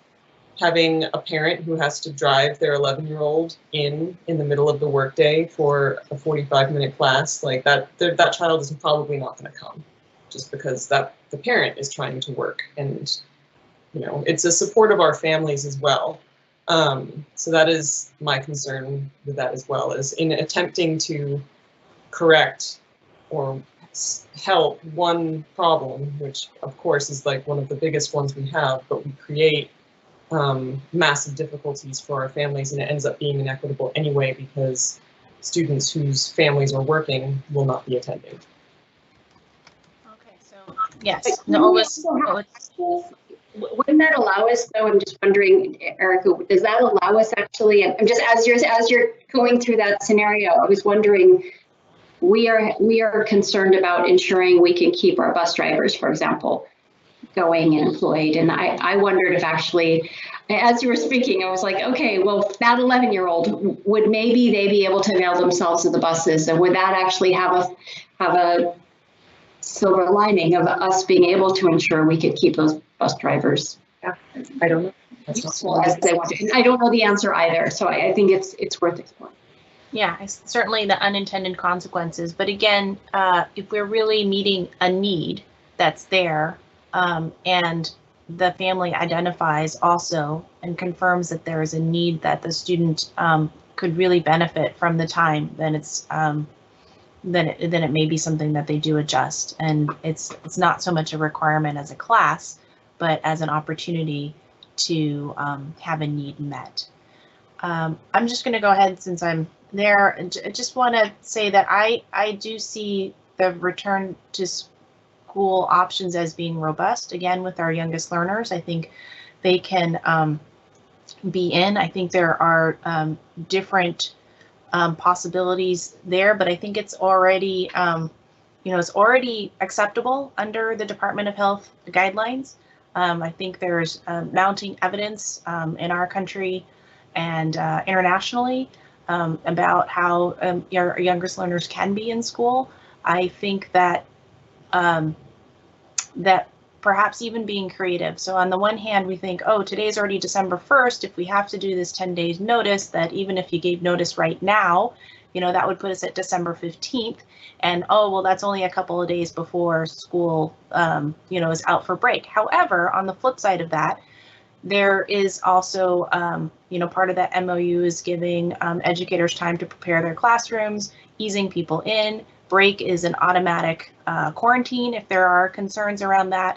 And so perhaps it is a time to ease in, and then that way January 4th people can come back and are full and ready to go because they've already practiced everything and gotten ready, and we're quarantined away from school over break. So I just would like to say that I think that sometimes we get stuck in these areas of like, well, there's only a couple more days and there's only this, and yet every day is really important, and we can look at it as a quarter and a half of this year have passed, plus a quarter and a half of the previous year has passed. And so why wait another days? Can we think creatively? Perhaps this is the time to do that for our youngest learners. I think we have covered some of the areas for the our secondary students, but continuing to provide those opportunities. But again, I just really want to emphasize that I think that there are families who are saying, my student needs this, and it may not always be, again, kids that were on radar screens. Maybe when those DNF reports are pulled, it'll become obvious. But again, a student who's was an A student and is now a C- student, and they're not getting out of bed and have no interest in doing any of the activities, they are also at risk. And if our systems aren't designed to find them, then listening to our families and to students and what they're actually saying, and designing a system that meets their needs is what I want to see. Any comments? We don't have to go around, but does anyone have a comment? I haven't shared my vision piece yet, and if that was yours, I think that it has a lot of commonalities with some of the things I'm thinking. Should I just throw mine into as a response to yours and add on, or do you prefer that I wait? That sounds fine, because we do have extra time on the agenda because we moved something, but we're coming up on the end of this time as we set an hour. And then we didn't really talk about the second part about remote learning yet. So I'd like to wrap this part up maybe in the next 5 minutes, and then take some time to talk about remote learning. So well, before I go, it looks like Carolyn wants to say something. Well, I just wanted to say that as you're talking, I'm coming up with some notions on my vision that I hadn't, as Erica said, reacting to the conversation, that I'd like to just have a moment to put out there after Christine's done. Okay, so why don't we do that, and then I think, has everyone had a chance to be sort of primary? Okay, and then so we'll take Director Chu's comments, everyone will react to that, then we'll summarize and close this section, and then take a little bit of time before the break to talk about remote learning. Then we'll take a break and do public comments. Can we take my comments and then Carolyn's, and then have everyone react collectively to yours, mine, and Carolyn's? Yes. Okay. Yes. Great. Okay, so I'm gonna just go in on this and say, like, my vision for this is, first of all, we do need to keep our community safe, and we need to abide by the Washington Department of Health, State Department of Health regulations, so that we know that we are making sound decisions. We are not health experts. We have some great health experts, but we as a school body are not health experts, and so we do need to abide by what is known and safe out there. And for me, I also believe that it is harmful to students and families to be out of school 100% for this amount of time. I think it puts a low grade stress, and in some families, a very high grade stress, depending on the circumstance that everyone is coping with. And I think that it leads to less effective learning for students, and it also leads to social emotional costs for students and for families. So for me, I think that one of the things that I see that makes a difference is a steady plan to bring people back safely. You can't just turn on a dime and bring everybody back to school. So I think that we follow the plan, we follow the guidelines that have been put before us, and we steadily increase those that we're bringing back. We establish safe protocols. We bring back the next group safely. We establish safe protocols that we take into account equity every step of the way. We take care of things like Eric is talking about. Is the creative solution we came up with feasible for all families? Do we have transportation solutions? Do we have food solutions? You know, if finding a way to balance things means that we don't come back for lunch, if we just do half days in the classroom, go home and do the second half of the day remote, then do it. Like, let's not add risks because we didn't want to be creative about things like that. Like maybe especially at the secondary level, it will not be smart to have lots of people in the cafeteria, even if they're spaced out by 6 feet in small groups. Maybe the places where they take their mask off or something. Let's be smart about it, but let's be slow and steady. And then the caveat I would throw into this, like a little wrench, is the vaccine is coming, and the educators are round 2, which is pretty good. And I have it on reasonable authority from health sources that there's a good shot that round 2 will start in February. So I am thinking, what are we doing to negotiate some access to those vaccines so that our staff can get vaccinated as quickly as possible, and we can actually increase the chances of being able to bring back our secondary students this school year for a significant portion of second semester. Maybe we don't even have to do hybrid. We just have to do masking and reasonable spacing. I don't know, but I think that the vaccine may change some of the access factors. And I think we need to look into what that means, find out from the health department if that changes any of the guidelines. But even if it doesn't change the guidelines, we need to get access to those vaccines, and we need to have a plan with our educators and our staff to get access to those, bus drivers, everybody. And I just think that we should continue to improve remote learning. Many of our kids will be there for a while, and we should make it as great as we can. But all kids need to be back to in-person services in some way this year if it is safe and possible for us to do that. That's my vision and hope, because I do believe that there is a low grade stress and high grade in some cases that just weighs on our community, and that we are part of that solution.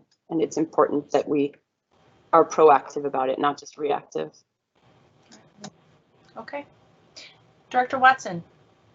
Okay, let me try to see if I can be succinct here.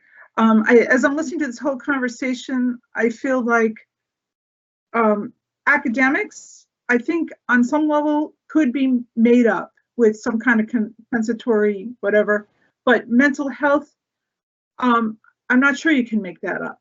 And I also don't think you can make up the death of grandma, you know, which is the whole reason why we're doing this. And now I'm realizing that more and more of us have extended family members who have been touched by this virus.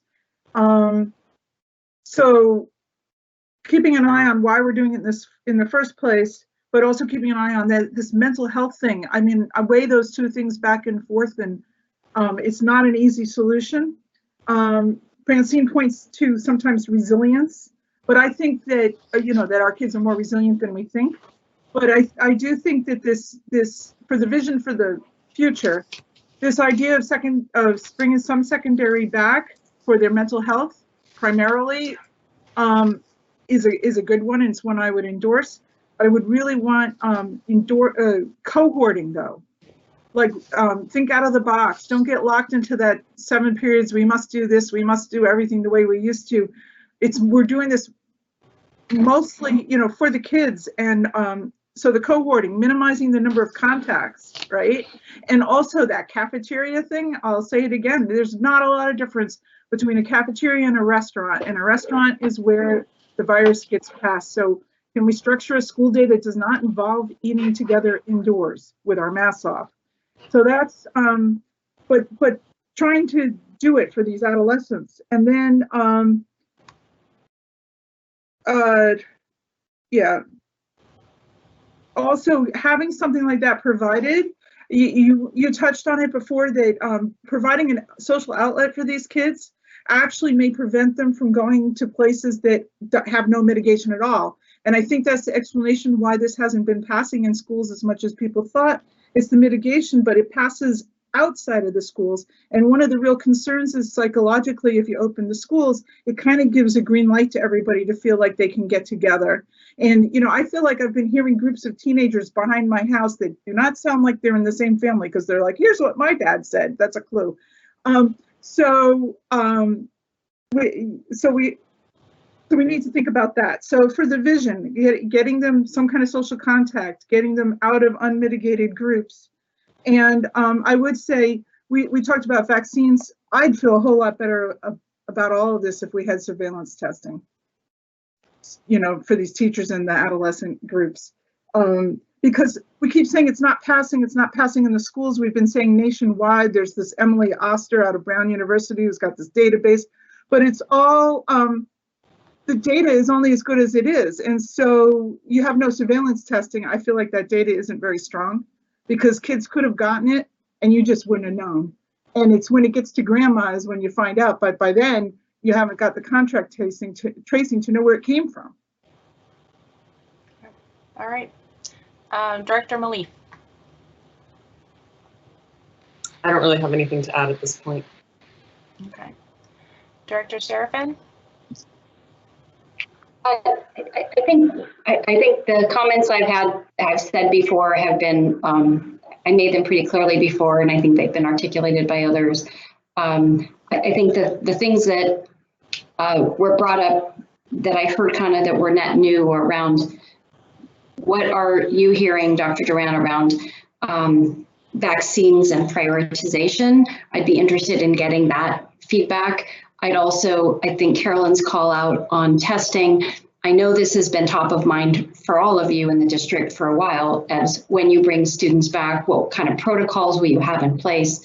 I think a question I have for you, knowing that we are doing all we can to ensure that our legislators are aware of what we need, I guess I'm going to ask, do you feel that do we have support?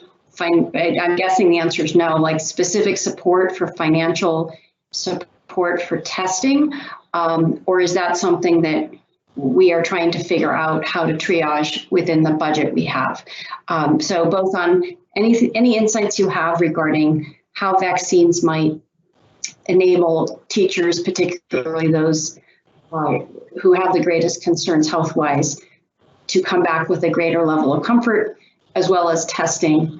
I know you've already talked quite a lot about masks and other PPE, and I think everybody's addressed things don't have to look normal, including lunch.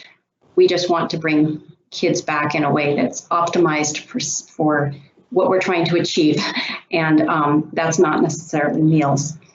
So I think that everybody seems to be on the same page about, but I'd love to hear any insights you have on testing as well as vaccines. Dr. Duran.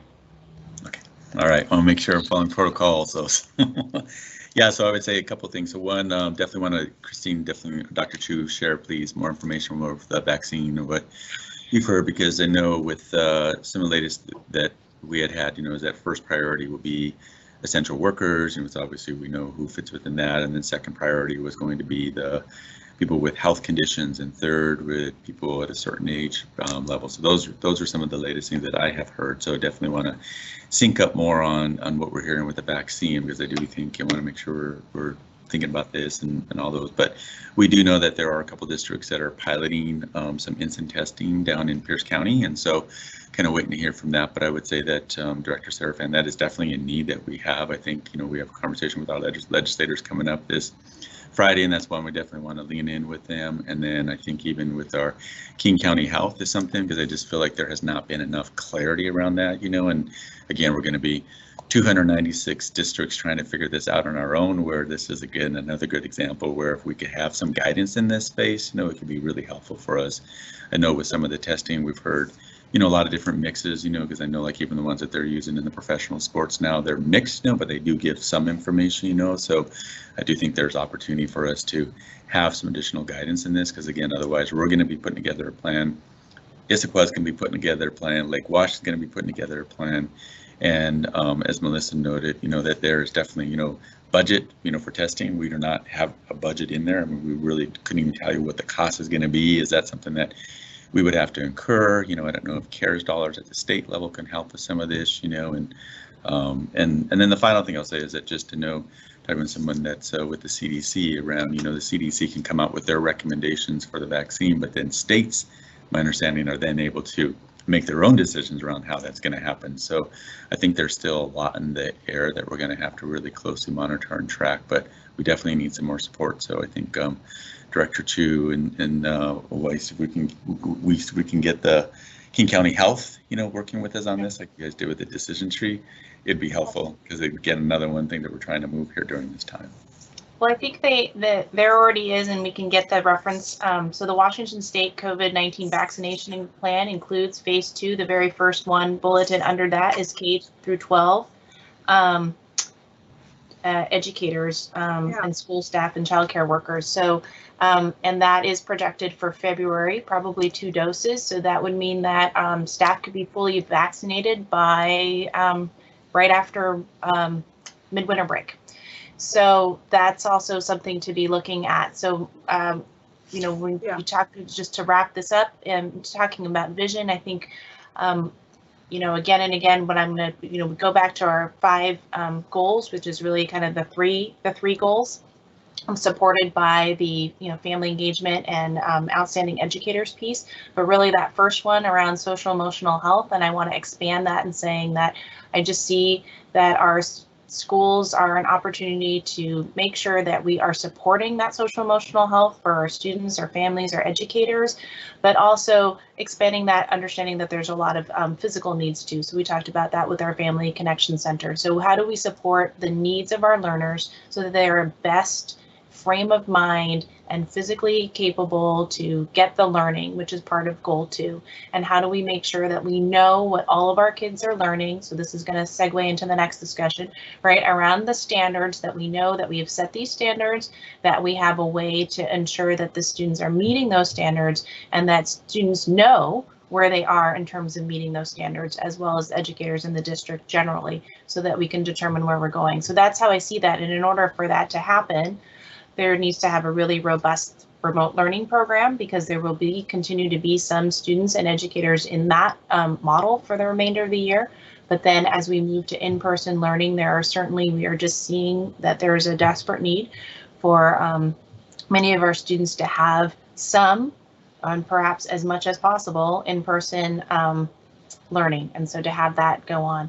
So we are really at the end of our time. I want Dr. Duran to be able to summarize any themes he came up. Dr. Chu, do you triangulate with the notes that you took?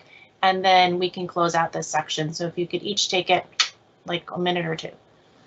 I think you did a pretty good job in your summary there. So I'll try to just iterate kind of the big things that are popping up for me. But I think just that obviously what we can do for the socio-emotional health of our adolescents is something really top of mind.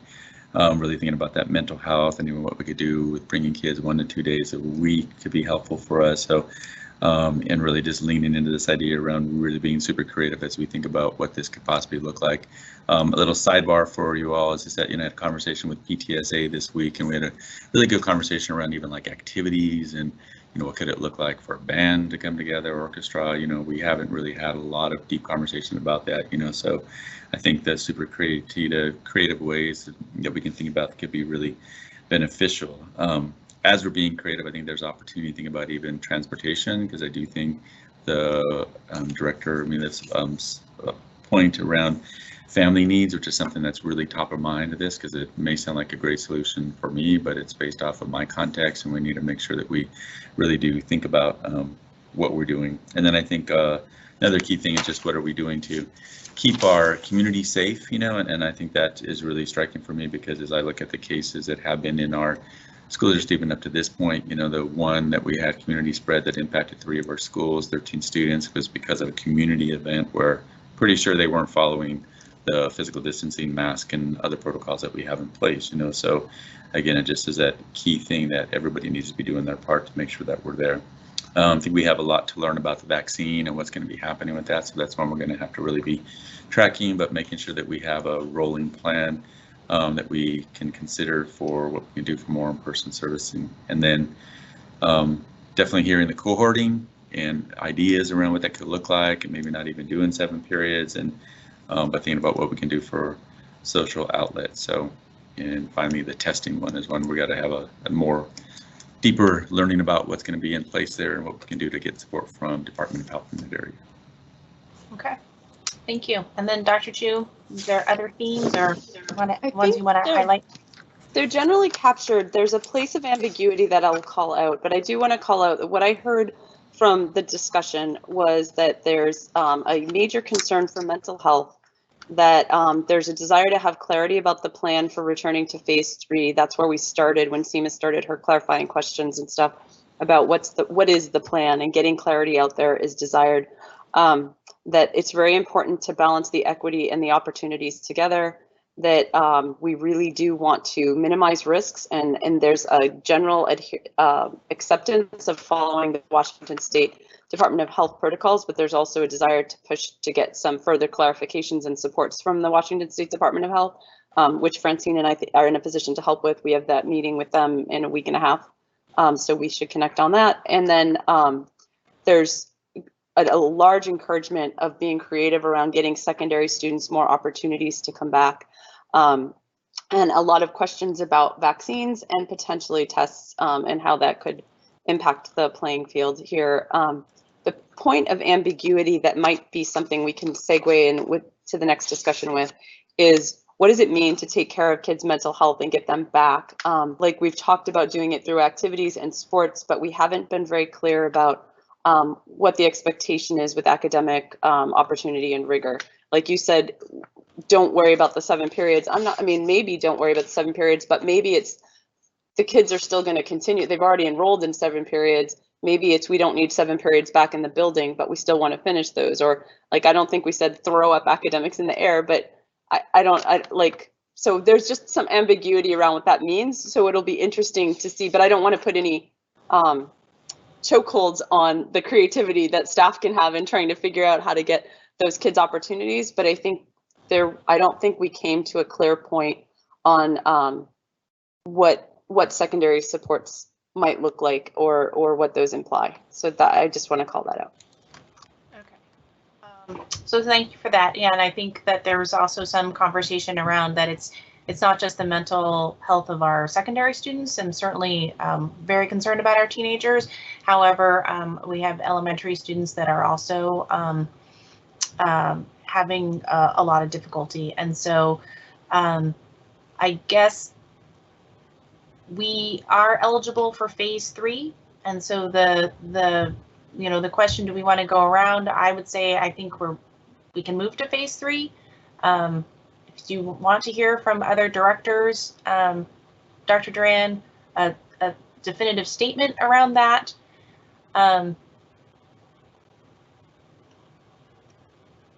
Sorry, what do you mean by phase 3? I'm concerned. Are you talking about?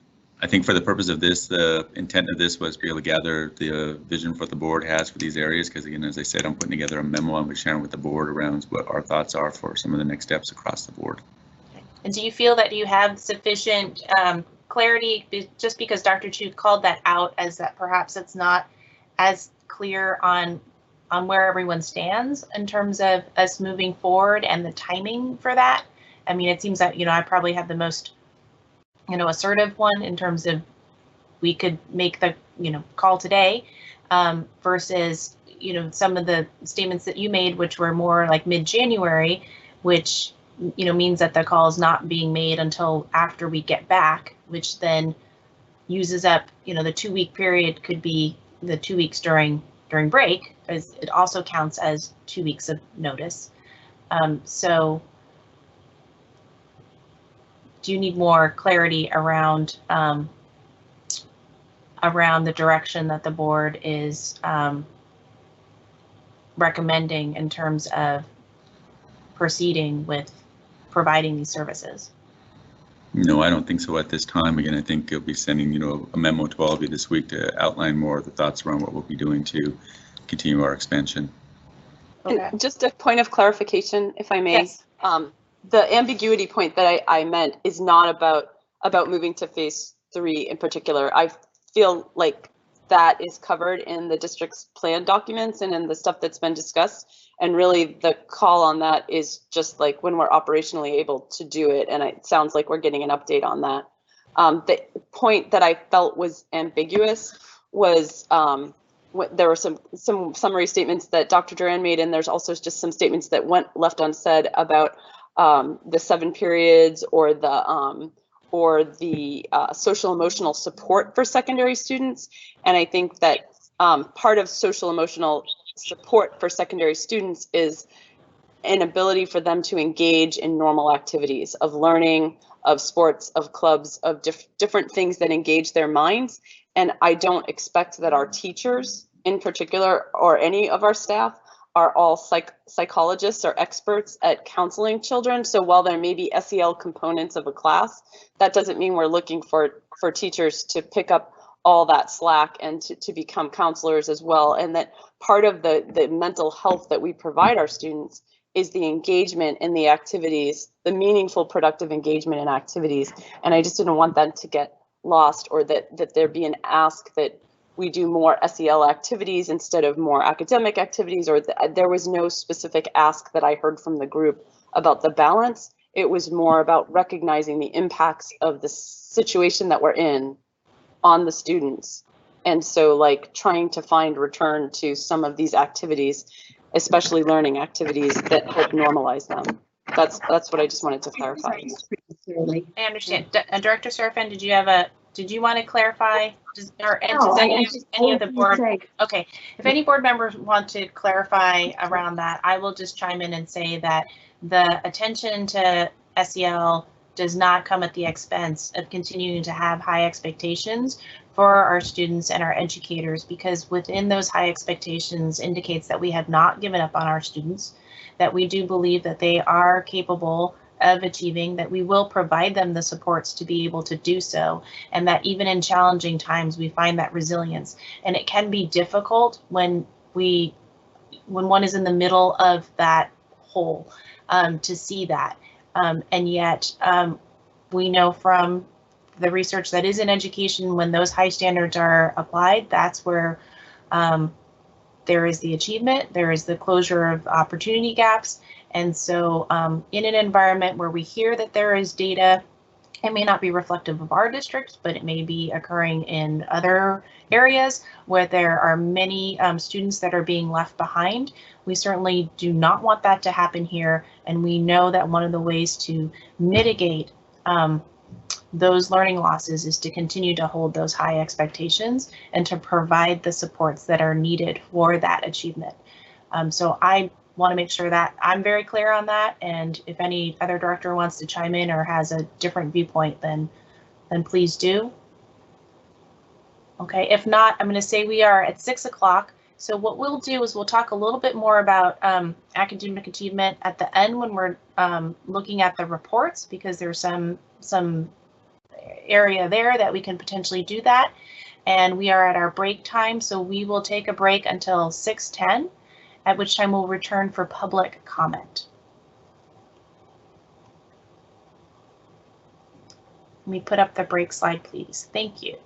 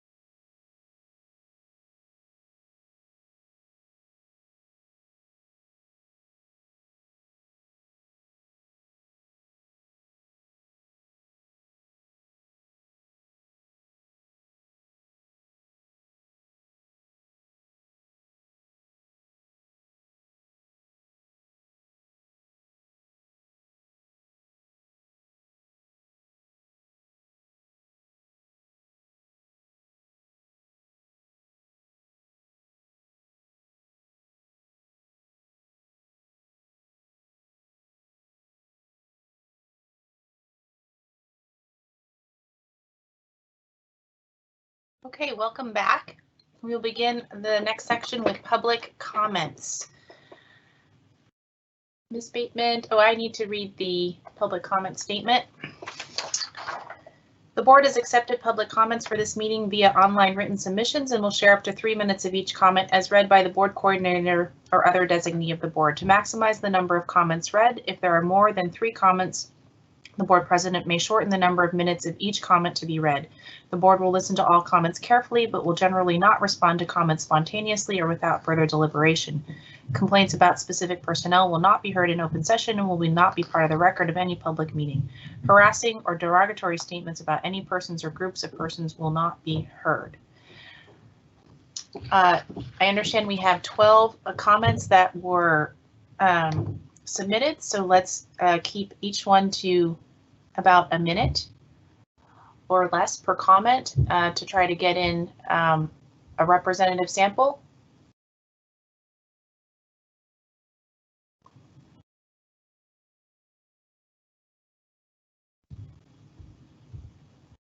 Yes, 10 minutes for public comments. Okay.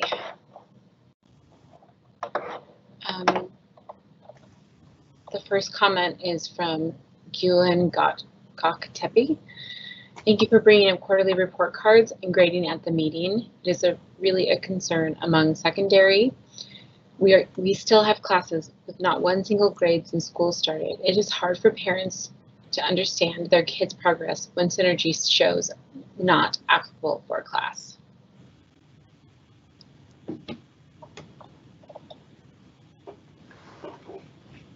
And from Jill Zimmerman, school is essential. To whom it may concern, school is essential. Kids need to be in school now. Those of us who have organized will not give up on this. Those of you not allowing kids in school are harming them, and that is in your hands forever. The studies have repeatedly shown that the virus has an incredibly low risk of spreading in school. European countries that are in lockdown are still letting the kids go to school. The Irish Prime Minister said we cannot let the kids be the victim of this disease. So why are you? We need to transition to stage 3 now. I've heard of teachers going on vacations, going on dates, hanging out with friends, and yet they don't want to teach. The hypocrisy kills me, and these teachers do not care about our children. Horrible, just horrible. Dear alarmed from a BSD educator, alarmed to hear repeated talk of cutbacks. Dear school board, thank you for your time. As a Bellevue School District educator, I am aware of the public record of Bellevue School District budget. Knowing this budget has a large impact on the greater community, I am alarmed to hear repeated talk of cutting it. In reviewing the published finances for past and current school years, the continued call for budget cuts in public education is unnecessary and irresponsible. The narrative that budget cuts are required is erroneous. Bellevue School District has a very healthy budget, a healthy reserve, and a stable revenue upon which to rely. Due to the projected budgeting and healthy finances published by the BSD, we respectfully ask that the board stop entertaining arguments for cutting budgets. Instead, please consider why this narrative is being presented at all. Continuously advocating for cutting educational supports is irresponsible and disrespectful to Bellevue School District staff, students, and families. It is also not where the most money is. In looking over the budget, the highest costs are in the form of administrative salaries and other district expenditures beyond the classroom. Okay, and the next one from Sarah Clark, advocacy for staff working in person. Dear Board and Dr. Duran, I would like to advocate on behalf of our staff who are currently working in person supporting our educational system that is unable to serve those students effectively in a virtual environment. Staff are doing their very best to ensure students are able to access education while in person, while still following protocols of maintaining 6 feet and wearing protective masks and face shields. However, I want you to be aware our special education, PT, OT, and paras are at a much higher risk. Staff are worried that the increase in spread rates, along with the upcoming holidays, are putting them and their families at risk, especially after one site has already been put into quarantine. Staff who are working in person would like to have the reassurance that there are a specific number of cases that would cause a halt to in-person services to show that the district values staff lives and staff families enough to close down the programs until numbers drop to a safer level. Sarah Clark. From Mark Lishal. Dear board members, I have seen and heard about periodic COVID testing for students to get them back into the classroom in other states and as close as Tacoma. Will BSD consider this approach? It is my opinion and that of my two girls, 5th grader and 8th grader, as well as their mom and numerous extended family members, that schools should be open for in-person learning immediately. Both of my girls tell me that face-to-face learning would absolutely be the best Christmas present they could get. I and a growing majority of the Bellevue community couldn't agree more. Thank you, Mark Lachelle.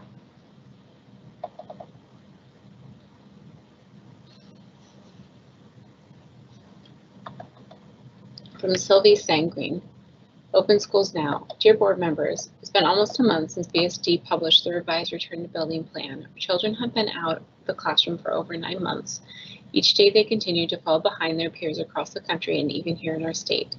Chehalis School District returned to in-person learning on November 30th. New York City, the largest school district in the country, announced it will return to in-person learning next week. Meanwhile, here in our area, we're continuing to see a dramatic increase in the mental health pandemic that is being caused from isolation and lack of community connection among children. Science and data have now shown schools are a safe environment for kids and that the risk of student-to-teacher/staff transmission is low. Science and data also show the results of keeping kids out of the classroom and an increase in depression, anxiety, and even suicide. King County Public Health has issued an advisory due to a surge in teen suicide. 4 young lives were lost in the month of October. From Stephanie Parkins, Reopen Schools for Youngest Populations. Dear Board, BSD School Board, my name is Stephanie Parkins and I am the mom of a 3rd grader and a kindergartner at Puesta del Sol. From my experience and the experience of my peers, remote learning is not working for our younger populations as well as students in the immersion language programs. Each day, I witness kindergarten students crying, throwing tantrums, saying they are bored, or totally disappearing. Older students are losing their ability to converse in their immersion language without a sense of tutoring. Students are getting robbed of educational hours. Asynchronous learning using apps and worksheets are not the same as in-person teaching and should not be counted as such. Lastly, we are experiencing technical issues that are getting worse, taking up hours of instruction time.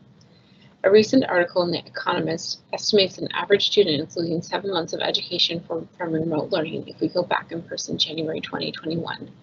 For lower income students or students of color, the learning loss goes up to 12 months. Most private schools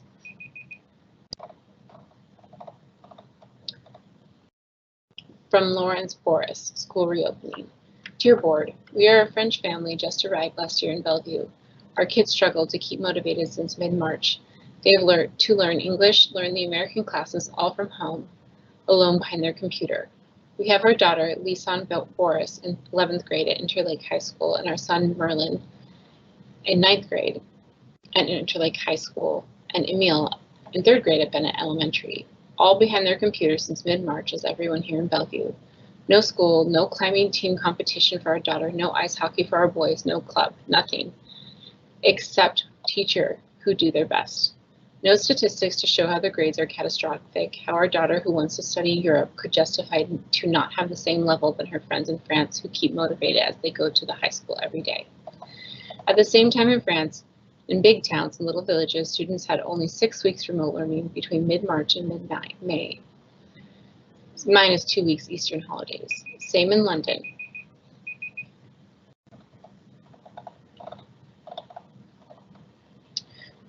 From Veronica Dreyer and Jonathan Dreyer, doctors and scientists say we should open schools now. Dear board members, I beg you to please take your direction from doctors and scientists. Their consensus is that we should bring younger students back into classroom ASAP, even with imperfect conditions. Did you see the headline article in the New York Times today, as well as multiple articles from The Atlantic, Wall Street Journal, BBC, Washington Post, and many other newspapers spanning the political spectrum over the last 2 weeks? They all quote the consensus of doctors and scientists imploring public officials to reopen schools for young children. Adults in elementary schools are safer than those in the general community. We need to get all grades of elementary school back in the classroom now. We need to abandon the initial framework for reopening, which was created without the massive additional data we've gotten over the last 4 months. And we need to offer full-time in-person school to kids and teachers who want to attend in person. Perfection is not necessary, and the district has reasonable plans available to get kids back in school safely already. We need to do this. From Don Clark, Open Schools Now. Dear Bellevue School Board, I am writing out of extreme concern for the health and safety of K-12 students in Bellevue School District. Our children have been out of school since March. Since then, they have fallen behind educationally. They are socially isolated, anxiety is on the rise, and depression, suicidal ideation is at an all-time high. Mental health related doctor visits for children 5 to 11 and 12 to 17 has increased approximately 24% and 31% respectively. Tragically, these numbers only represent the students who are receiving help. My own children are struggling mightily with mental health issues that have surfaced since March. There have been 2 suicides in my extended family this year, so it is all too real for us. If Bellevue School District schools are not open in January, I will have no choice but to move to private school. I simply cannot take the risk any longer. The medical community, public health departments in most states have recognized that schools should be in session, and in fact, school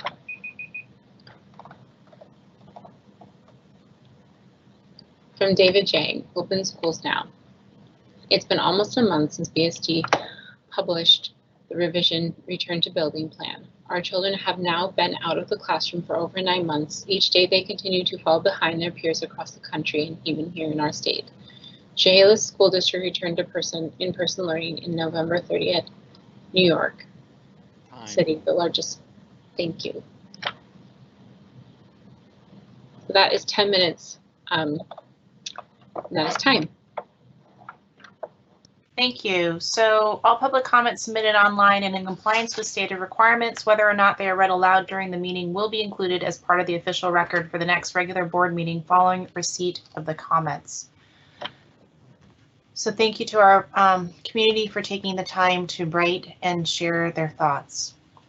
Moving on to item 9, approve the legislative agenda. Who is presenting this? Seema, do you want to do it? We don't have any changes, so we've presented it to you all a couple times, and we're not making changes, so we really take questions. Yeah, I agree. I think it was essentially what was presented before. We took some of your feedback, all your feedback, we took notes on it, and what you see essentially is a little more some editing. I think Carolyn and maybe Francine had said that there was some redundance. Carolyn had pointed out a few things, and we tried to integrate it in. And with the main thing you might see is that we tried to distinguish what we thought was very urgent versus what was also a high priority, but was not as urgent as the 1 or 2 things outlined. So it was not a change of substance. It was a little bit more of a clarity in terms of presentation for a reader we knew might have limited time. And there was the substance change for Carolyn's, the things Carolyn had. But I also just say, we may make some derivative documents to support this, which we wouldn't bother to get approved if they're completely consistent. If we wanted to change this document, we'll bring it back to you folks, because it is a bit dense. Even though we did pull some stuff out, it's a pretty dense, long document for a legislative consumption. But yeah, but this is the substance of our positions, and we want to make sure that all 5 of us are on the same page. So if we are, I'm going to motion that we approve.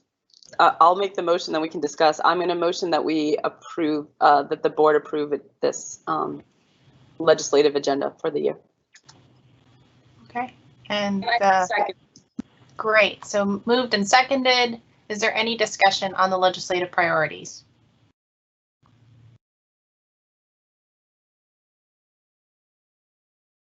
All right. Hearing no further discussion, thank you again for all your work on this, and then making the updates and attending to previous comments. Let's go to a vote. Is there any opposition to the legislative agenda? Okay, hearing none, the legislative agenda is passed. One request that we just acknowledge and appreciate Melissa and Davida, our Deputy Superintendent of Operations, and Eileen Harity, who's on leave right now, but is our Chief of Staff, for the work they did on this document. They put a lot of effort into it. Okay. I would also just want to add in, if we're doing thank yous, Jen Bateman, she did a lot to keep us aligned. And so just want to call that out. So I think all three of us are agreed on that one. So thank you. Excellent. All right. Well, thank you to all. We're going to go now to item 9.2. I wanted to ask if you can see the edits in the marked up version on your screen. It's not coming through on my screen, and so if not, then I want to put a link to one where you can see the marked up versions. Well, unclear if we can see them. I can see all the comments in my, not on the screen, but in the link that was provided. There, the comments show up, but it doesn't. The only changes that show up are in the cross references. All right. So you can, because I cannot see any of the red lines. I can't see it either. If I click on marked up versions, suggested edits, you know, normally you'd expect to see comments in the margin and a bunch of crossed out stuff. Right. Oh, I see. Oh, I see one there. Comment. Maybe maybe I just didn't go far enough. No, they're not there. Ms. Bateman, would it be possible to go back to the original? It may be something that's in the PDF version that, and the one that you just sent me is, I still don't see the marked up comments. And what we'll do is we'll go to 9.3, the committee status reports in the meantime, and then work through that, because I think it would be useful for everyone to see the red line version since it's a first reading. So while we're taking care of that, let's go to committee status reports. And so I thought there were some more status reports posted, but it looks like we just have the Cs committee, and Director Chu, you mentioned some things earlier regarding Cs. Would you like to highlight anything on here for the board? I think I will highlight for the board and folks, Carolyn Watson, Director Watson, and I worked on this, and then did consult a bit with the rest of the committee about handoff and what we were going to kind of do. So the critical criteria, again, we're going to try to get that done by January. We'll have the updated version, and there may be a need for one more update at the end of the school year or something as we learn, but that'll be taken care of by Cs. The community engagement piece is really being handed off to the SIFE committee to take care of in line with their engagement duties. And I would just like to call out some really great work that Shamari Jones has done for bringing together another a group of parents to really be a heavy parent advisory that can help inform us, but also can serve as liaisons to different subgroups in our community, and then can come back and bring information to us and go back out to the communities and help us advise us when we want to spend more time learning from a particular subgroup in our community, that we can get some advice from this larger group. So that will be a huge component of our ability to really connect differently with families. And he and Patty Siegworth have, one of our executive directors of schools, have also done a lot of work in trying to establish some student representative groups so that we can have better and more consistent engagement and information. So that'll be handed off. The accountability, we will, as a Cs committee, go ahead and finish off the commitments targets for this year. And so we'll be bringing that to you next meeting. And I think you've actually already seen it. It was already presented at an old meeting. We just need to update the strategies for you. And then we'll hand off to the goal committee to track that progress. And I think the other piece is on training. That was something that at the beginning, this committee was charged with overseeing, but really the professional development work for staff should live with the district and the superintendent. So they'll take care of that piece, but the board development will be picked up by presumably the board president, and we're happy to help with whatever you want on that. But that's right now where that officially lives. So the equity training for the board will be handled there. So that's the handoff. And Carolyn, is there anything that I forgot? Sorry, we're getting more formal. Director Watson, is there anything you want to add to this? Yeah, could we not be so formal? At least as far as I'm concerned, we're all getting degrees that we don't have, and I don't know what else going on here. But anyway, no, I think that's okay. I think what you said is going to cover it. Okay, so that sounds good. Do we need to accept that does not have a designation under it? Do we need to vote on this? It's just really a status update. So shall we accept this committee report? No, not necessary. I don't think we need to accept it. I think unless anyone has an opposition to it, it's been accepted. Okay. And then my understanding is with FinOps, there was no changes really in the status, I believe. And then in SIFE, we did clarify a few things to kind of tidy it up for the transition. And so those reports, there's some, with SIFE, there's a change in membership, so that could be reviewed, and then the reports can be put on the consent agenda just so that everyone sees them, kind of starting our new board year with them just readily available on the December 15th meeting. GoalCom should be able to do the same. We've got a status that Jen pulled together for us. We just haven't, as a committee, had time to review it together, but we are basically on track with half of our stuff and slightly off track with a clear path back to getting on track with the rest of it. And I think there was one thing that we had put in our agenda, which had to do with board development, which according to a combination of 1240p and some other policy, that's primarily driven by the president. So we'll pull that out of our agenda and leave it to you and support you in whatever way you need on that. All right. And so for both of those pieces, then I just appreciate maybe an email. And then that way I can make sure that I've tracked those two pieces going forward, both the one from SEAS and the one from GoalCom. In terms of yes. FinOps, I'm sorry, I must have done something that caused, or not done something that caused this not to be loaded out there, because we did work in the committee on this plan, and it's actually looking pretty good with color coding and everything. But we did get our policies mostly prioritized. We did start working on reviewing some of them, especially some of the HR series. We are excited about the budget work, and we got more insight into it from the trainings that we got at WASDA. So I think Francine and I are both as excited about learning about budgets as one could be. And then we also have on our plan things towards working around audit and things that we always do. But we got some more understanding about finances out of the WASDA. I mean, well, we'll have that update later, but that was one of the best WASDA events I've been to. Excellent. Okay, and then I guess we can provide a little bit more detail on SIFE, but the main one that we were talking about was the area that SEAS will come in with, which is the our community outreach portion and the family engagement portion there, aside from the forum, and how we trialed office hours. They got derailed because of the closure.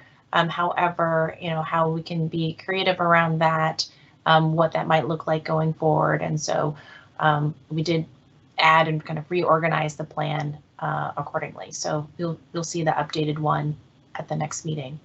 So it sounds like we can project for 9.2, and we can take a first reading on policy 3207, harassment, intimidation, bullying. So why don't we go ahead and project that. And in the meantime, you should be able to see the memo. So I will walk us through a little bit through this, and then Dr. Malif will take notes since I will be transitioning off this committee. But basically, as you can see in this first part, there and in the memo, there were some changes that we were required to make so that our policy would be more aligned, better in compliance with the legal requirements. And so we made those changes. But while we were doing that, we also really took a close look, used our critical criteria to see if we were, it's an area of concern to ensure that we are not having disproportionality when either in the reporting, the or investigation, or really, somehow the outcomes of those investigations. And so we did do the critical criteria on this. And then if we could scroll down, basically here we just put the definition in clearly. We also referred to our other policies so that it's clear if someone did read this one, that there is the discriminatory harassment is covered under policy 3210 non-discrimination, which we've recently updated, as well as malicious harassment and 3241P, also recently updated. And then if we continue to scroll down,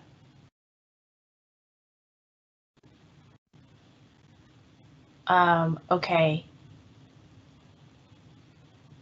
Here noting that although HIB has become a term in and of itself, that really they are three separate behaviors, and there are three ways to address each of those distinct issues. And then in the next section in training, we did, okay, there's that training, and then there's going to be another part further down. So under prevention, we talk about partnerships. And then in terms of staff intervention, we clarified a timeline for reporting. And then if you go down further,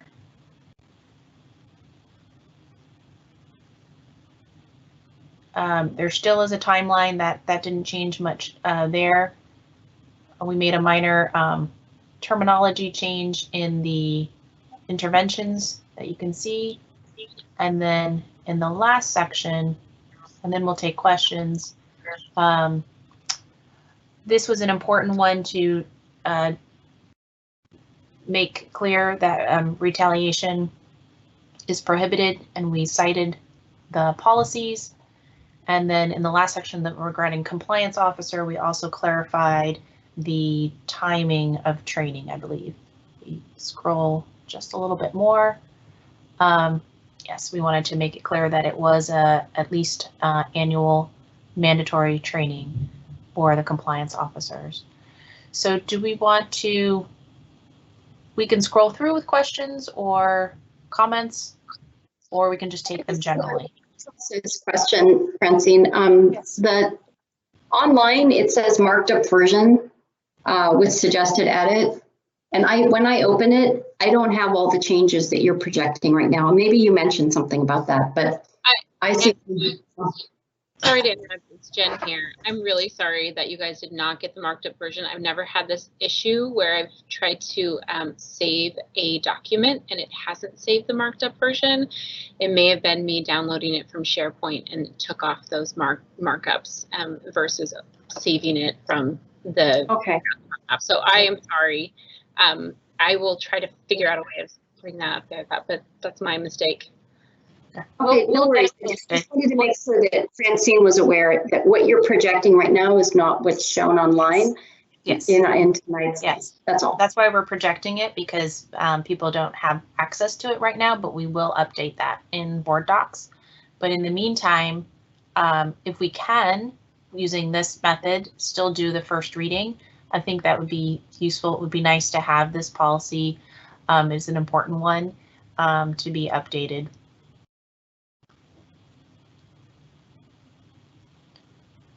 Dr. Malik, did you want to add anything? I think you covered most of the rationale behind it. I will note there's a few places where there's text that's in blue, but then it's crossed out again in red. And I think that is where we made changes from the WASDA model, like they updated the WASDA model policy, and then we made changes from that. Or maybe it's just that we made changes at different times and I'm misremembering. Which now I'm looking at that as probably more likely. So. Well, yeah, we did spend quite a bit of time in discussing and really looking at this policy carefully and trying to make sure that it aligns with the tenets that we've put forward in other similar policies, ensuring that there's clarity for students and families as much as possible in terms of how to get the help that they need, that there's clarity in terms of duty to report, that there's clarity in terms of training, and that in this case also really emphasizing that retaliation and false allegations are prohibited and in violation of policy, and that that's subject to corrective action and or interventions.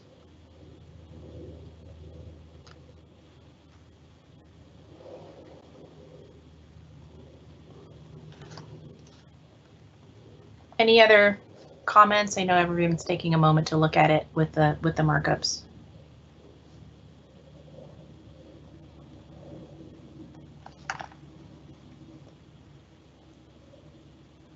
And I believe we also have our compliance officer available if there are detailed technical questions. Francine, this seems like a largely administrative exercise. Is there something besides the participating in MANT training? Is there anything substantive that was really done that changes the content or the implementation of that will change what this policy directs?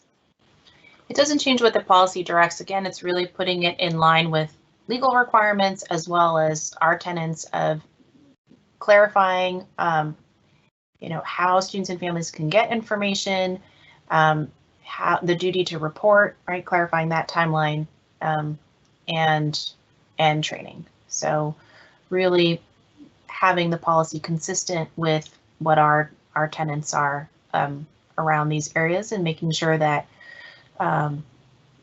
students are able to access investigations. When you guys did this policy revision, I have two questions. They're small, I think. Did you look at any of the data about how this policy, the reporting and the actions taken based on it have played out, and whether or not there are any disparities by subgroup of population or anything, and were you able to attend to those in any way? And also, have you yet done the critical criteria assessment, or is that something you'll do for the second reading, or where's that at? So yeah, as stated in the beginning, we did do the critical criteria review. That was really an important part of this, all of our policies, but particularly this policy. And then in terms of pulling that data, Dr. Duran, do you want to comment on that? Or I see some other cameras that have popped on. We didn't look at it particularly as a committee, but it's something that if it's of interest to the board, we could ask if the district could make that available to take a look at that. Not sure which report that would be coming up. I'm not asking for new reports. The district has its handful with plenty of reporting. I just didn't know if any of your changes were driven by data about how this policy had been playing out with people. That's fine. Thank you. One of the other factors in this policy, the changes we did make, was to redirect people. If your initial reaction, if you have a problem, is the harassment, intimidation, and bullying, which is, discriminatory harassment has a very specific definition, but it also, we included the references to the other policies which apply to corrective actions, so that people can find the policies that do apply if they come to this one first. Basically, the point being to try to make it easier for people to navigate our system in making a complaint. Yeah, Dr. Weiss, go ahead. Yeah, I was just going to say, I think one of the I think a key component for me that's substantive is that reference, and the substantive change was actually made in a procedure, but like the definitions of the three components of HIB and the separate and related piece was a pretty substantive change, and that's in the procedure, as well as the clear kind of definition of both an informal and a formal process. And so those changes were made in the procedure, and the procedure has been updated. But Nancy Falm, our compliance officer, is here, and I'm wondering if Nancy would weigh in on both of your questions, Christine. One, on what else is substantive about the changes, and then secondly, your question about kind of data driving these changes, what we're kind of experiencing in terms of the HIB complaints. Nancy sees all of those. All of those are reported to her office, so she's a lot more aware of the totality of the reports than I am. So Nancy, are you there? Yeah, do you want to weigh in on that? Okay, go ahead. Yes, sir. Yeah, John is right. Most of our substantive changes have been in the procedure. In terms of substantive changes for the policy, if you'll scroll down a bit, it's really on the section where we added have expanded definition of retaliation, where we've included people who participate in investigations as protected people. I think it should be toward the bottom. And then also adding the section about compliance officer, the required annual training, which is new per the new RCW. And in terms of the other changes, they're more just clarifying changes and stylistic.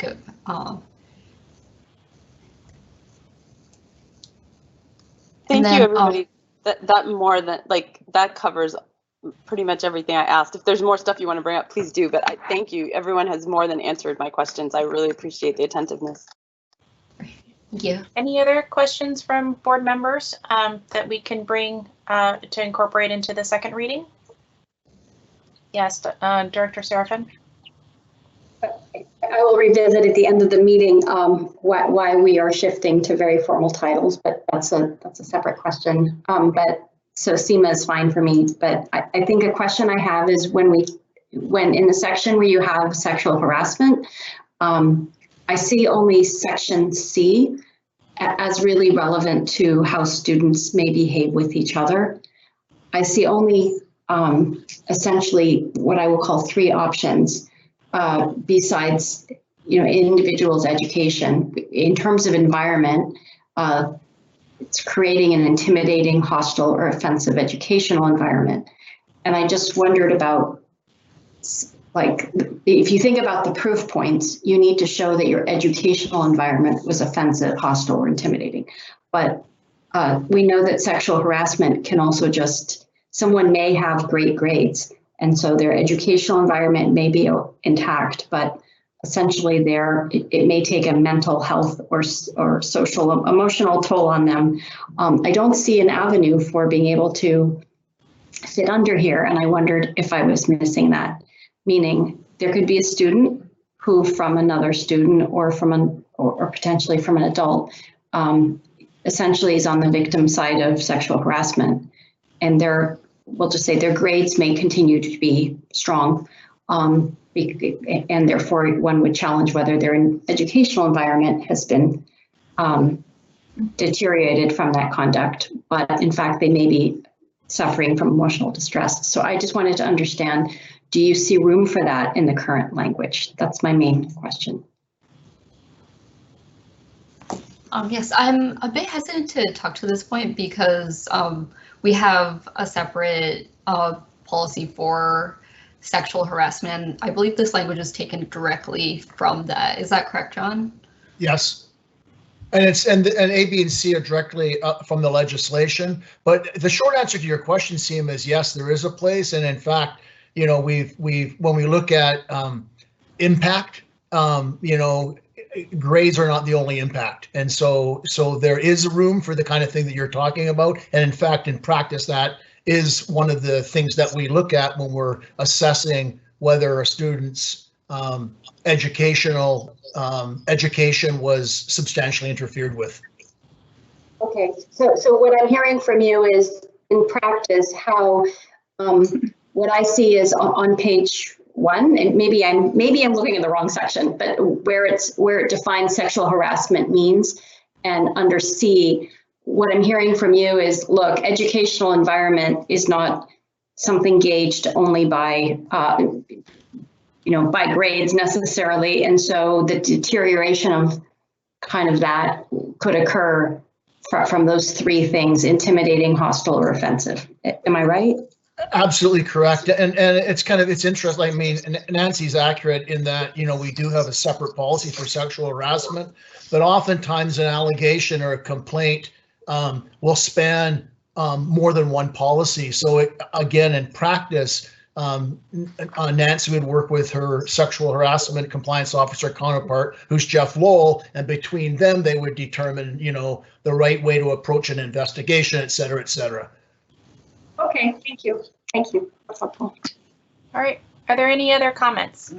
Well, I feel like that discussion was kind of interesting because it's all around that word in educational. Because the first time I read it the way John seems to be reading it, and Nancy, that it's the whole educational environment, it's the whole school, it's the whole totality of what goes on in that educational setting.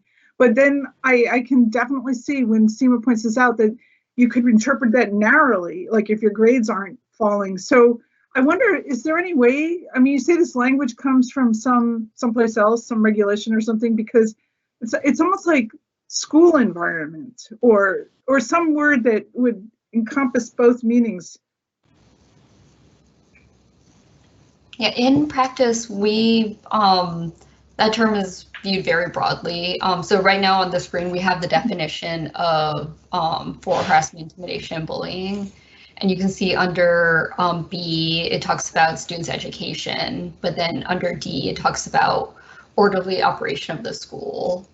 But, well, I'm just saying you're doing these things in practice, but what if, like, somehow we all get wiped out and some new crowd comes in? How are they going to interpret the policy?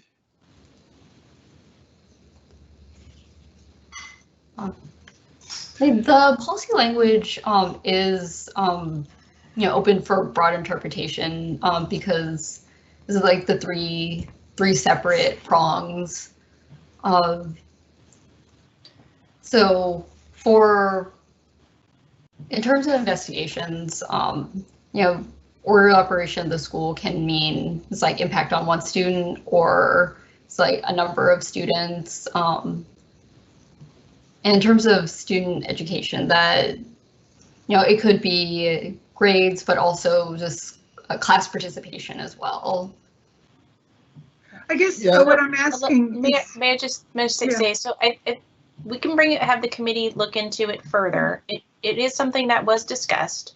It was brought up just generally to see if different types of things were covered, including with an eye towards in-person learning in the time of COVID and what some acts may or may not be considered. And it does say that if something is severe, persistent, or pervasive, so it's an or statement, that creates an intimidating or threatening educational environment. So that would include an impact on mental health.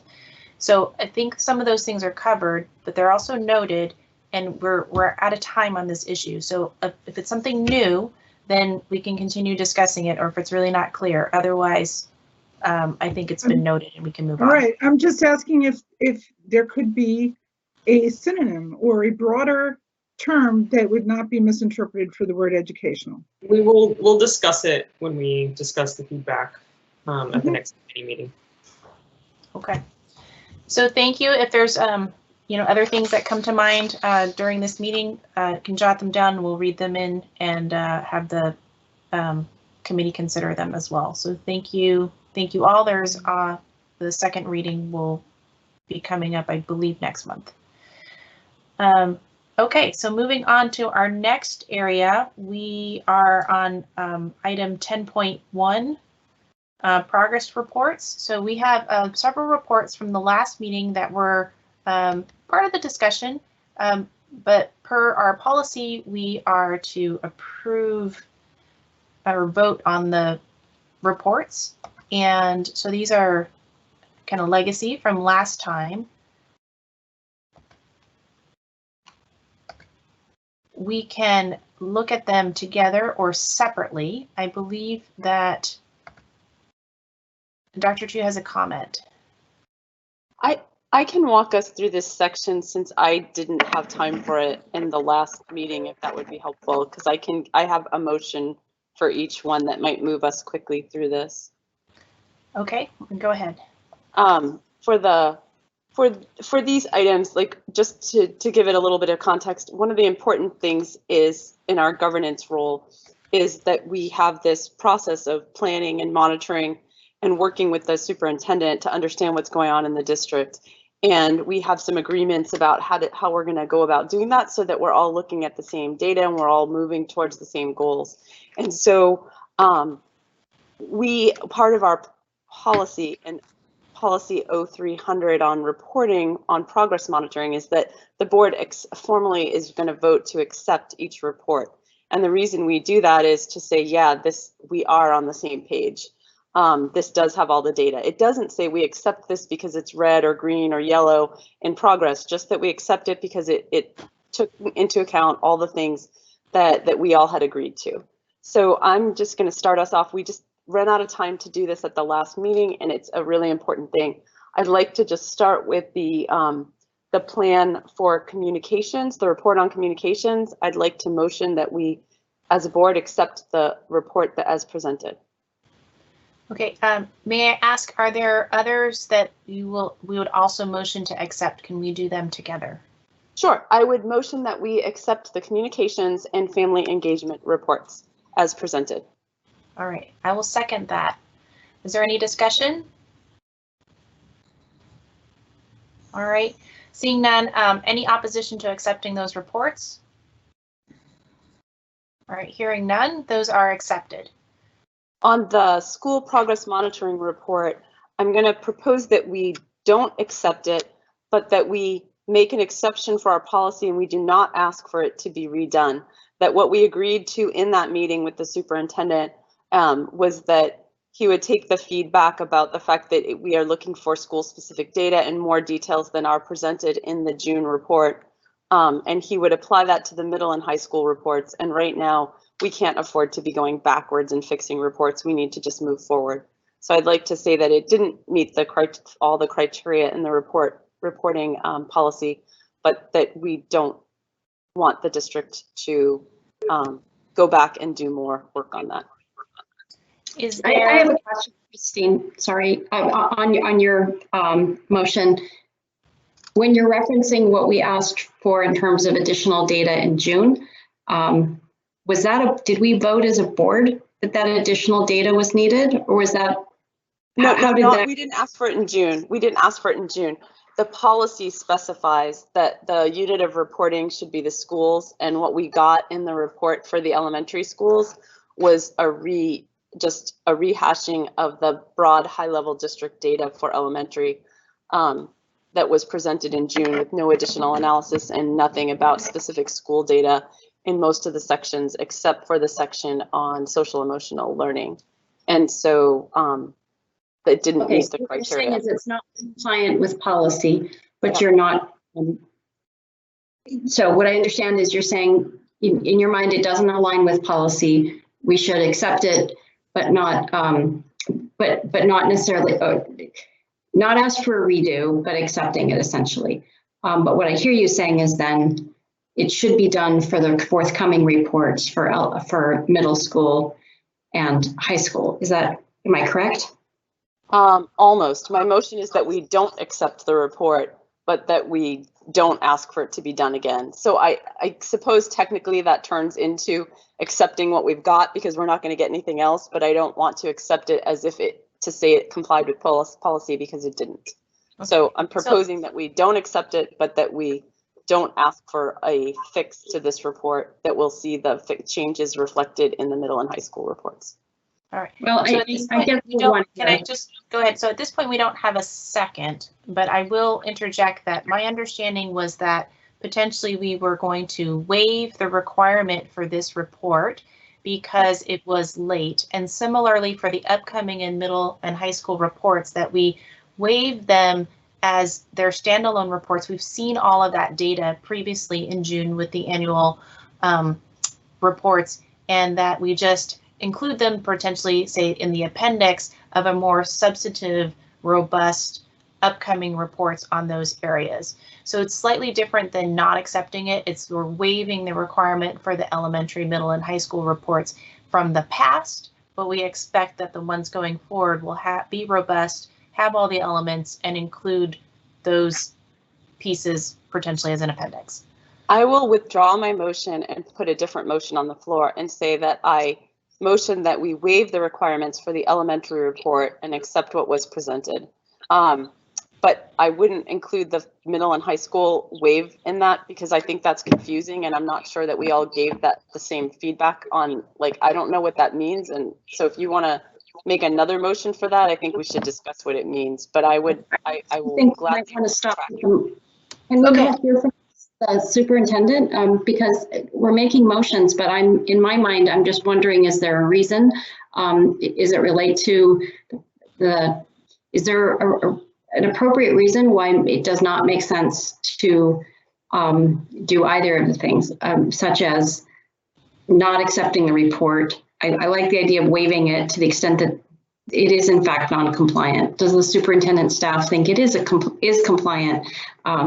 I would just like to hear from them before we do all these motions. I also would like to know if there's a reason, even for Francine's ask that all this data be built in this year. Are we taking the school district away from things that I'd rather have them focused on, which is the return to school planning? And so before we build in all that with our motions, I'd like to hear from them. All right, Dr. Duran, would you like to comment? Yeah, so I think that's where, from the last meeting where we talked about that this was not in compliance because it didn't meet, the requirements in the policy, and that it was really basically a rehash, if you will, of data that you've already seen. You weren't going to see anything new or different, but really what was more important was for the board to hear what we're doing now. And so that's where we really want to make the shift for the middle school and high school presentations around what we are doing now. because I think that will actually give the board the informed oversight that you would need to understand what we did with all that information and what we're doing now in our middle schools and high schools. So is it, so for the middle and high school reports at this point, they would be, if we did them, they would be similar to this elementary report because you're already on to the next iteration of the reports. No, they'd be very different. Basically, what we're going to do is just give you the picture around what we are doing this year in the middle school and what we're doing in the high school right now in this area. So that relates to right. The old reports that would have been due similar to elementary for middle and high school, we essentially will be skipping in favor of doing the new reports. Is that correct? So that's okay. Why my understanding would be we would just waive the old ones at this point so that we can just start with where we are now. We've seen the previous data already in June, and then we would go forward. Yeah. I withdraw my motion, and I would just say, yeah, so I'll make a motion that we remove the requirements for the middle, high school, and elementary school reports for this year, and that we trust that and that we will allow the superintendent to use his discretion for what to present for the next two reports and focus it on more forward-looking data. Okay. Is there a second? I'll second. All right. Any further discussion? All right. So I want to emphasize that that we're still providing the oversight role. We understand that there were mitigating circumstances, but really it's important to be attending to what we can do for our students now in each of these arenas. And so take the data that we had that was presented earlier in the context of the larger report and use that to drive forward the reports that we will be going next. So rather than using time to go backwards, but it does not mean that we are lowering the standards or expecting any less in the quality of the upcoming report, as well as what we're doing for our students. Anything else? Yep, final one. So the athletics and activities. Wait, so let's just vote on that one. So any opposition to the motion as presented? Anyone opposed? All right, hearing none, the motion has passed. Next. All right, and on the athletics and activities report, there was not significant a breakdown of the data that was presented that helped us evaluate equity in that report. And so I had requested prior to the meeting last time, but we got recently, you'll see added here, a breakdown by subgroup of the groups of students participating in the athletic and activities conditioning. And I think that it is exceedingly important that that part of our reporting commitment, not just because of it as a reporting, but that's how we monitor progress. That's how we look at things. Like, even if we don't always invest every single program having some new equity investment in it, we still monitor each program to see how accessible and equitable it is to all of our students. And so I am deeply appreciative of Dr. Duran and his staff providing the additional information. And you can see that we do have some overrepresentation from some groups and underrepresentation from others, but they're not huge over and underrepresentations. And there are some concerns where particular groups of students or families feel like they are at higher risks from COVID. And so they may be making disproportionately high decisions to not participate. So in light of this information that's been provided with the report, I'd like to motion that we accept the report as amended with the additional data. I'll second that. Is there any discussion? Okay, with no further discussion, any opposition to accepting the report? Any opposition? All right, hearing none, that report is accepted. So moving on, we are at item 10.2, Board Community Forum. That's mostly an announcement to say we will be seeing a lot of each other on Thursday, December 3rd. We have the school visit to Enitai in the morning, our virtual visit, where we're able to interact with students, administrators, teachers, visit classrooms, and then also with families. So that will be in the morning, and then in the evening we will again be inviting our community to join us in a virtual community forum. Board members, you will receive additional details. I'm still finalizing the questions and the polling around that, but please reach out to your avenues. They have been extensive outreach to affinity groups, to various newsletters and different sources by the schools to advertise it, but I don't think we have that many people signed up as of yet. But we're looking forward to our first virtual forum. Are there any comments or questions? All right, so then that brings us to 10.3, agenda planning. So this section, what I'd like to highlight that it's for, as well as if during the course of this meeting, you find that there is an item that we did not cover, that something that came to mind that you would like to see on a future agenda, please let us know. This is a time to highlight it. Of course, you can do that afterwards as well. But this is a time where we could come as a consensus as a board. So if there's something that's really pressing on your mind, that we can get a input from all of the board members as to whether it can go on the agenda either at the next meeting, or if it's not completely time sensitive, perhaps it would go 1 or 2 meetings down the line. Director Serafan, did you have a comment? I do. I'd like to ask that we add for a COVID update. Right now I see school progress monitoring, but Ivan earlier tonight said that he would have more on sort of discussions with various superintendents, as well as more clarity on how things would look for January. And I think noting also your point that you were hoping to see some kind of an announcement or decision making before the winter break. I think we need to build that time in. So I would say it should be dedicated time and not trying to fit it into either annual strategic plan or middle or high school monitoring. Okay, so dedicated time for return to in-person learning. Item. Yes, and I think if it could precede the other, items 5 and 6 as they're currently written in terms of sequence, it helps ground, I think, the other things that we talk about. Okay. Is there any objection from other board members to adding that in? Okay, so seeing none, we will take care of that. Is there anything else? Okay, great. So moving on, we're pretty much at the end here, except that we I think needed there's to one. do our liaison reports. So I think I missed an agenda item. Sorry. Which one? For December, for the second December meeting, I think that we will need to do some work on the policy 0130.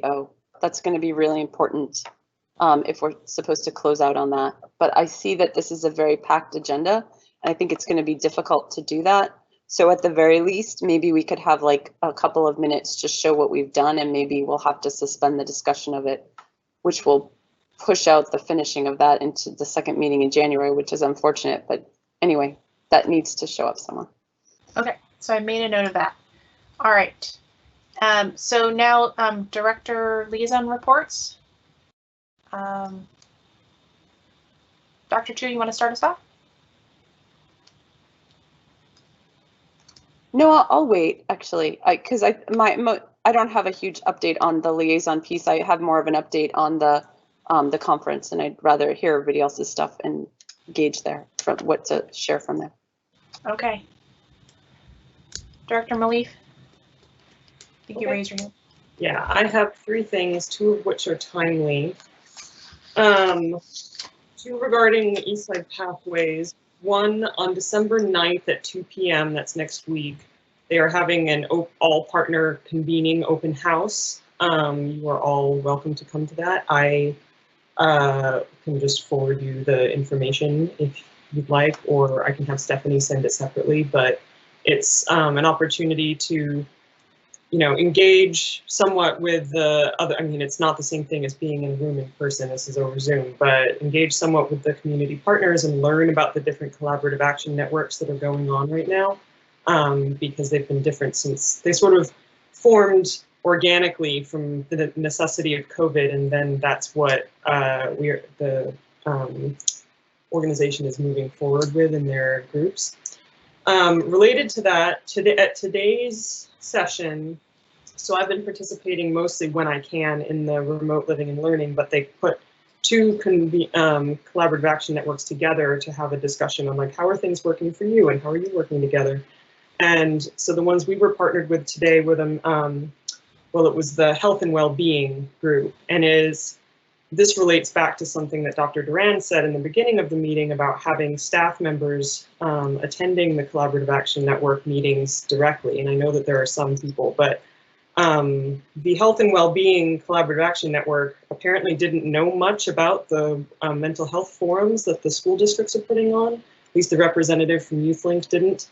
And now there are only 2 people there, so I don't know if other people who are part of those networks do, but having staff members from BSD that are doing this work, participating in those things, and it sort of spreads the information out. So I was pleased to hear Dr. Duran say that. And then off topic from Eastside Pathways, I was pleased to see the email from the school district about open enrollment and choice school applications come through. It's earlier than it usually is, and so having that information out, what I have not seen is any information about information sessions. A search around the various school calendars shows that Jin May is having 2 information sessions next week, but that's not published anywhere except on their calendar, and I can't find any other information session for any other school anywhere. Last year, the district put up a comprehensive list with the times and dates for all of these information sessions. So if those exist, especially since, I think open enrollment starts next week, having those up sooner rather than later would be helpful for our community. And that's it. Thank you. All right, anyone else updates? I had mine, it's on the agenda. It was just a little paragraph about what PTSA Council and their the way they're preparing to advocate with the legislature and how they have arranged some sessions for the community to meet with legislators. And they've already got the 41st set up and the 40, yeah, and then they're working on the 48th. Anyway, if anyone wants to know, there's a link and it's in the board docs that'll get you to the page with the information about how you can join. It has like the Zoom links and you can join. Excellent, thank you. Any other updates? So we're nearing the end of our time. So thanks for including the written report. I think there's some maybe comments about annual convention. I'll just say that it's great that those sessions are recorded. There are many more that I wanted to attend, but as Director Watson noted, she and I both attended the onboard sessions, which are 3 hours each. So we did 9 hours on budgeting over those 2 days. Yep. So really learned a lot of things that we can bring back to our district, and certainly because of the certain cycle that we're in. So appreciate having that resource, and more than ever being able to actually access a lot of sessions. So I have went to one on being a chair, and one on equity, and one on connectivity, and so there's a lot of great stuff. Anyone else? I did the Washington State history one through the lens of marginalized groups. That's not what the official title was, but something it was trying to illuminate the history that we don't often hear. Okay. Director Chu. I have a couple of updates, and then I'll give the other piece. One thing that I'm wondering about is, do we want to have a formal plan for handoff of the liaisonships? Like, should we all agree that before the next meeting, we will do some kind of email for that sort of introduces the incoming member to the outgoing, from the outgoing member to the people at the other organization, so that everyone knows that it's happened and we can check that off? Can we all just I was actually that was my only comment. I was going to say I've drafted them. I was waiting for tonight's meeting to kind of actually hand them off. Wow. Okay, excellent. So everyone's committed to doing that. So we'll make sure that happens. Second comment is that we will be having another meeting with the Department of Health with the 5 to 7 different school districts that we do co-advocacy with. Not this Friday, but the following Friday. So if you have questions or concerns that you want to be brought up in that, let us know, and we'll certainly report back. Francine and I will both be at that. So we'll report back to this group, and I'll coordinate with Dr. Duran and his team to get the inputs and advocacy, and our superintendents usually attend those meetings as well. So we will have good representation there.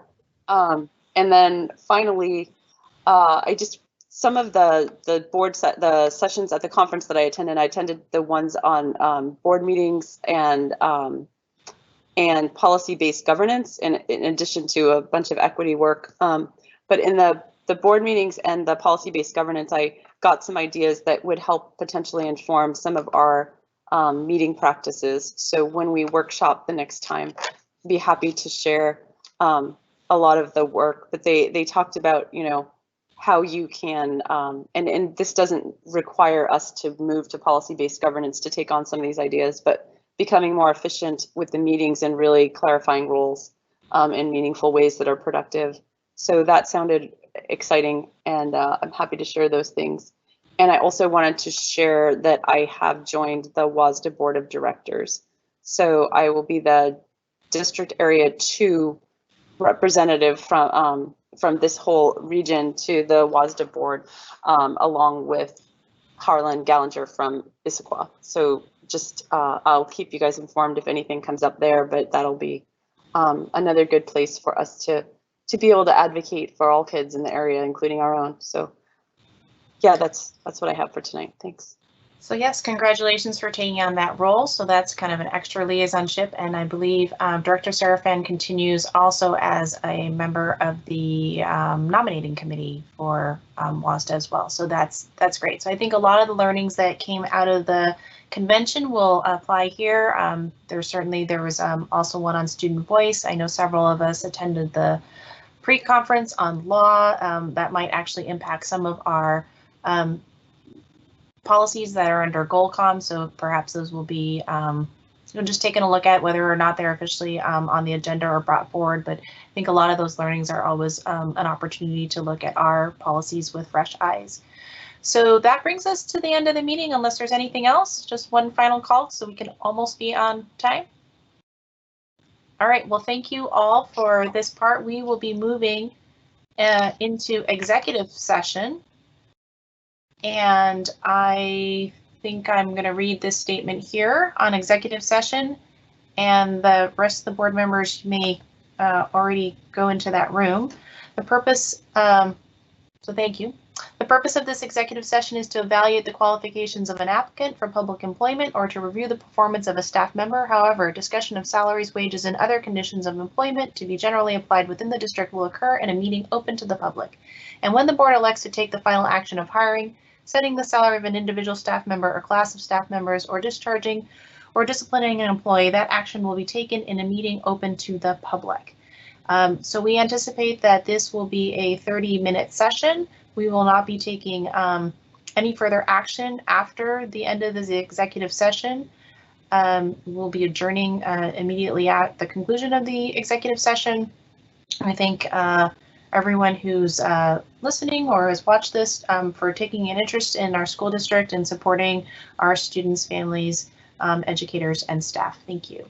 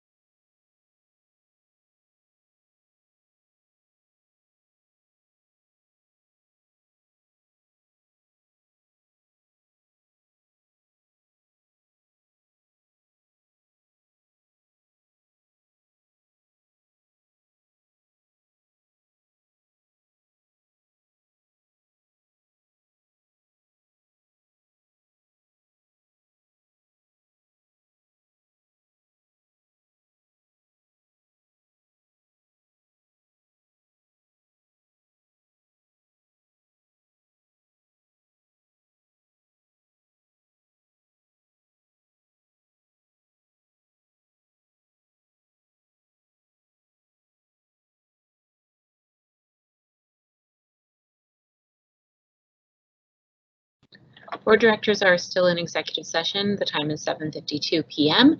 Board directors expect to complete executive session around 8:15 p.m. at this point. If they require additional time, they will let me know, and that will be announced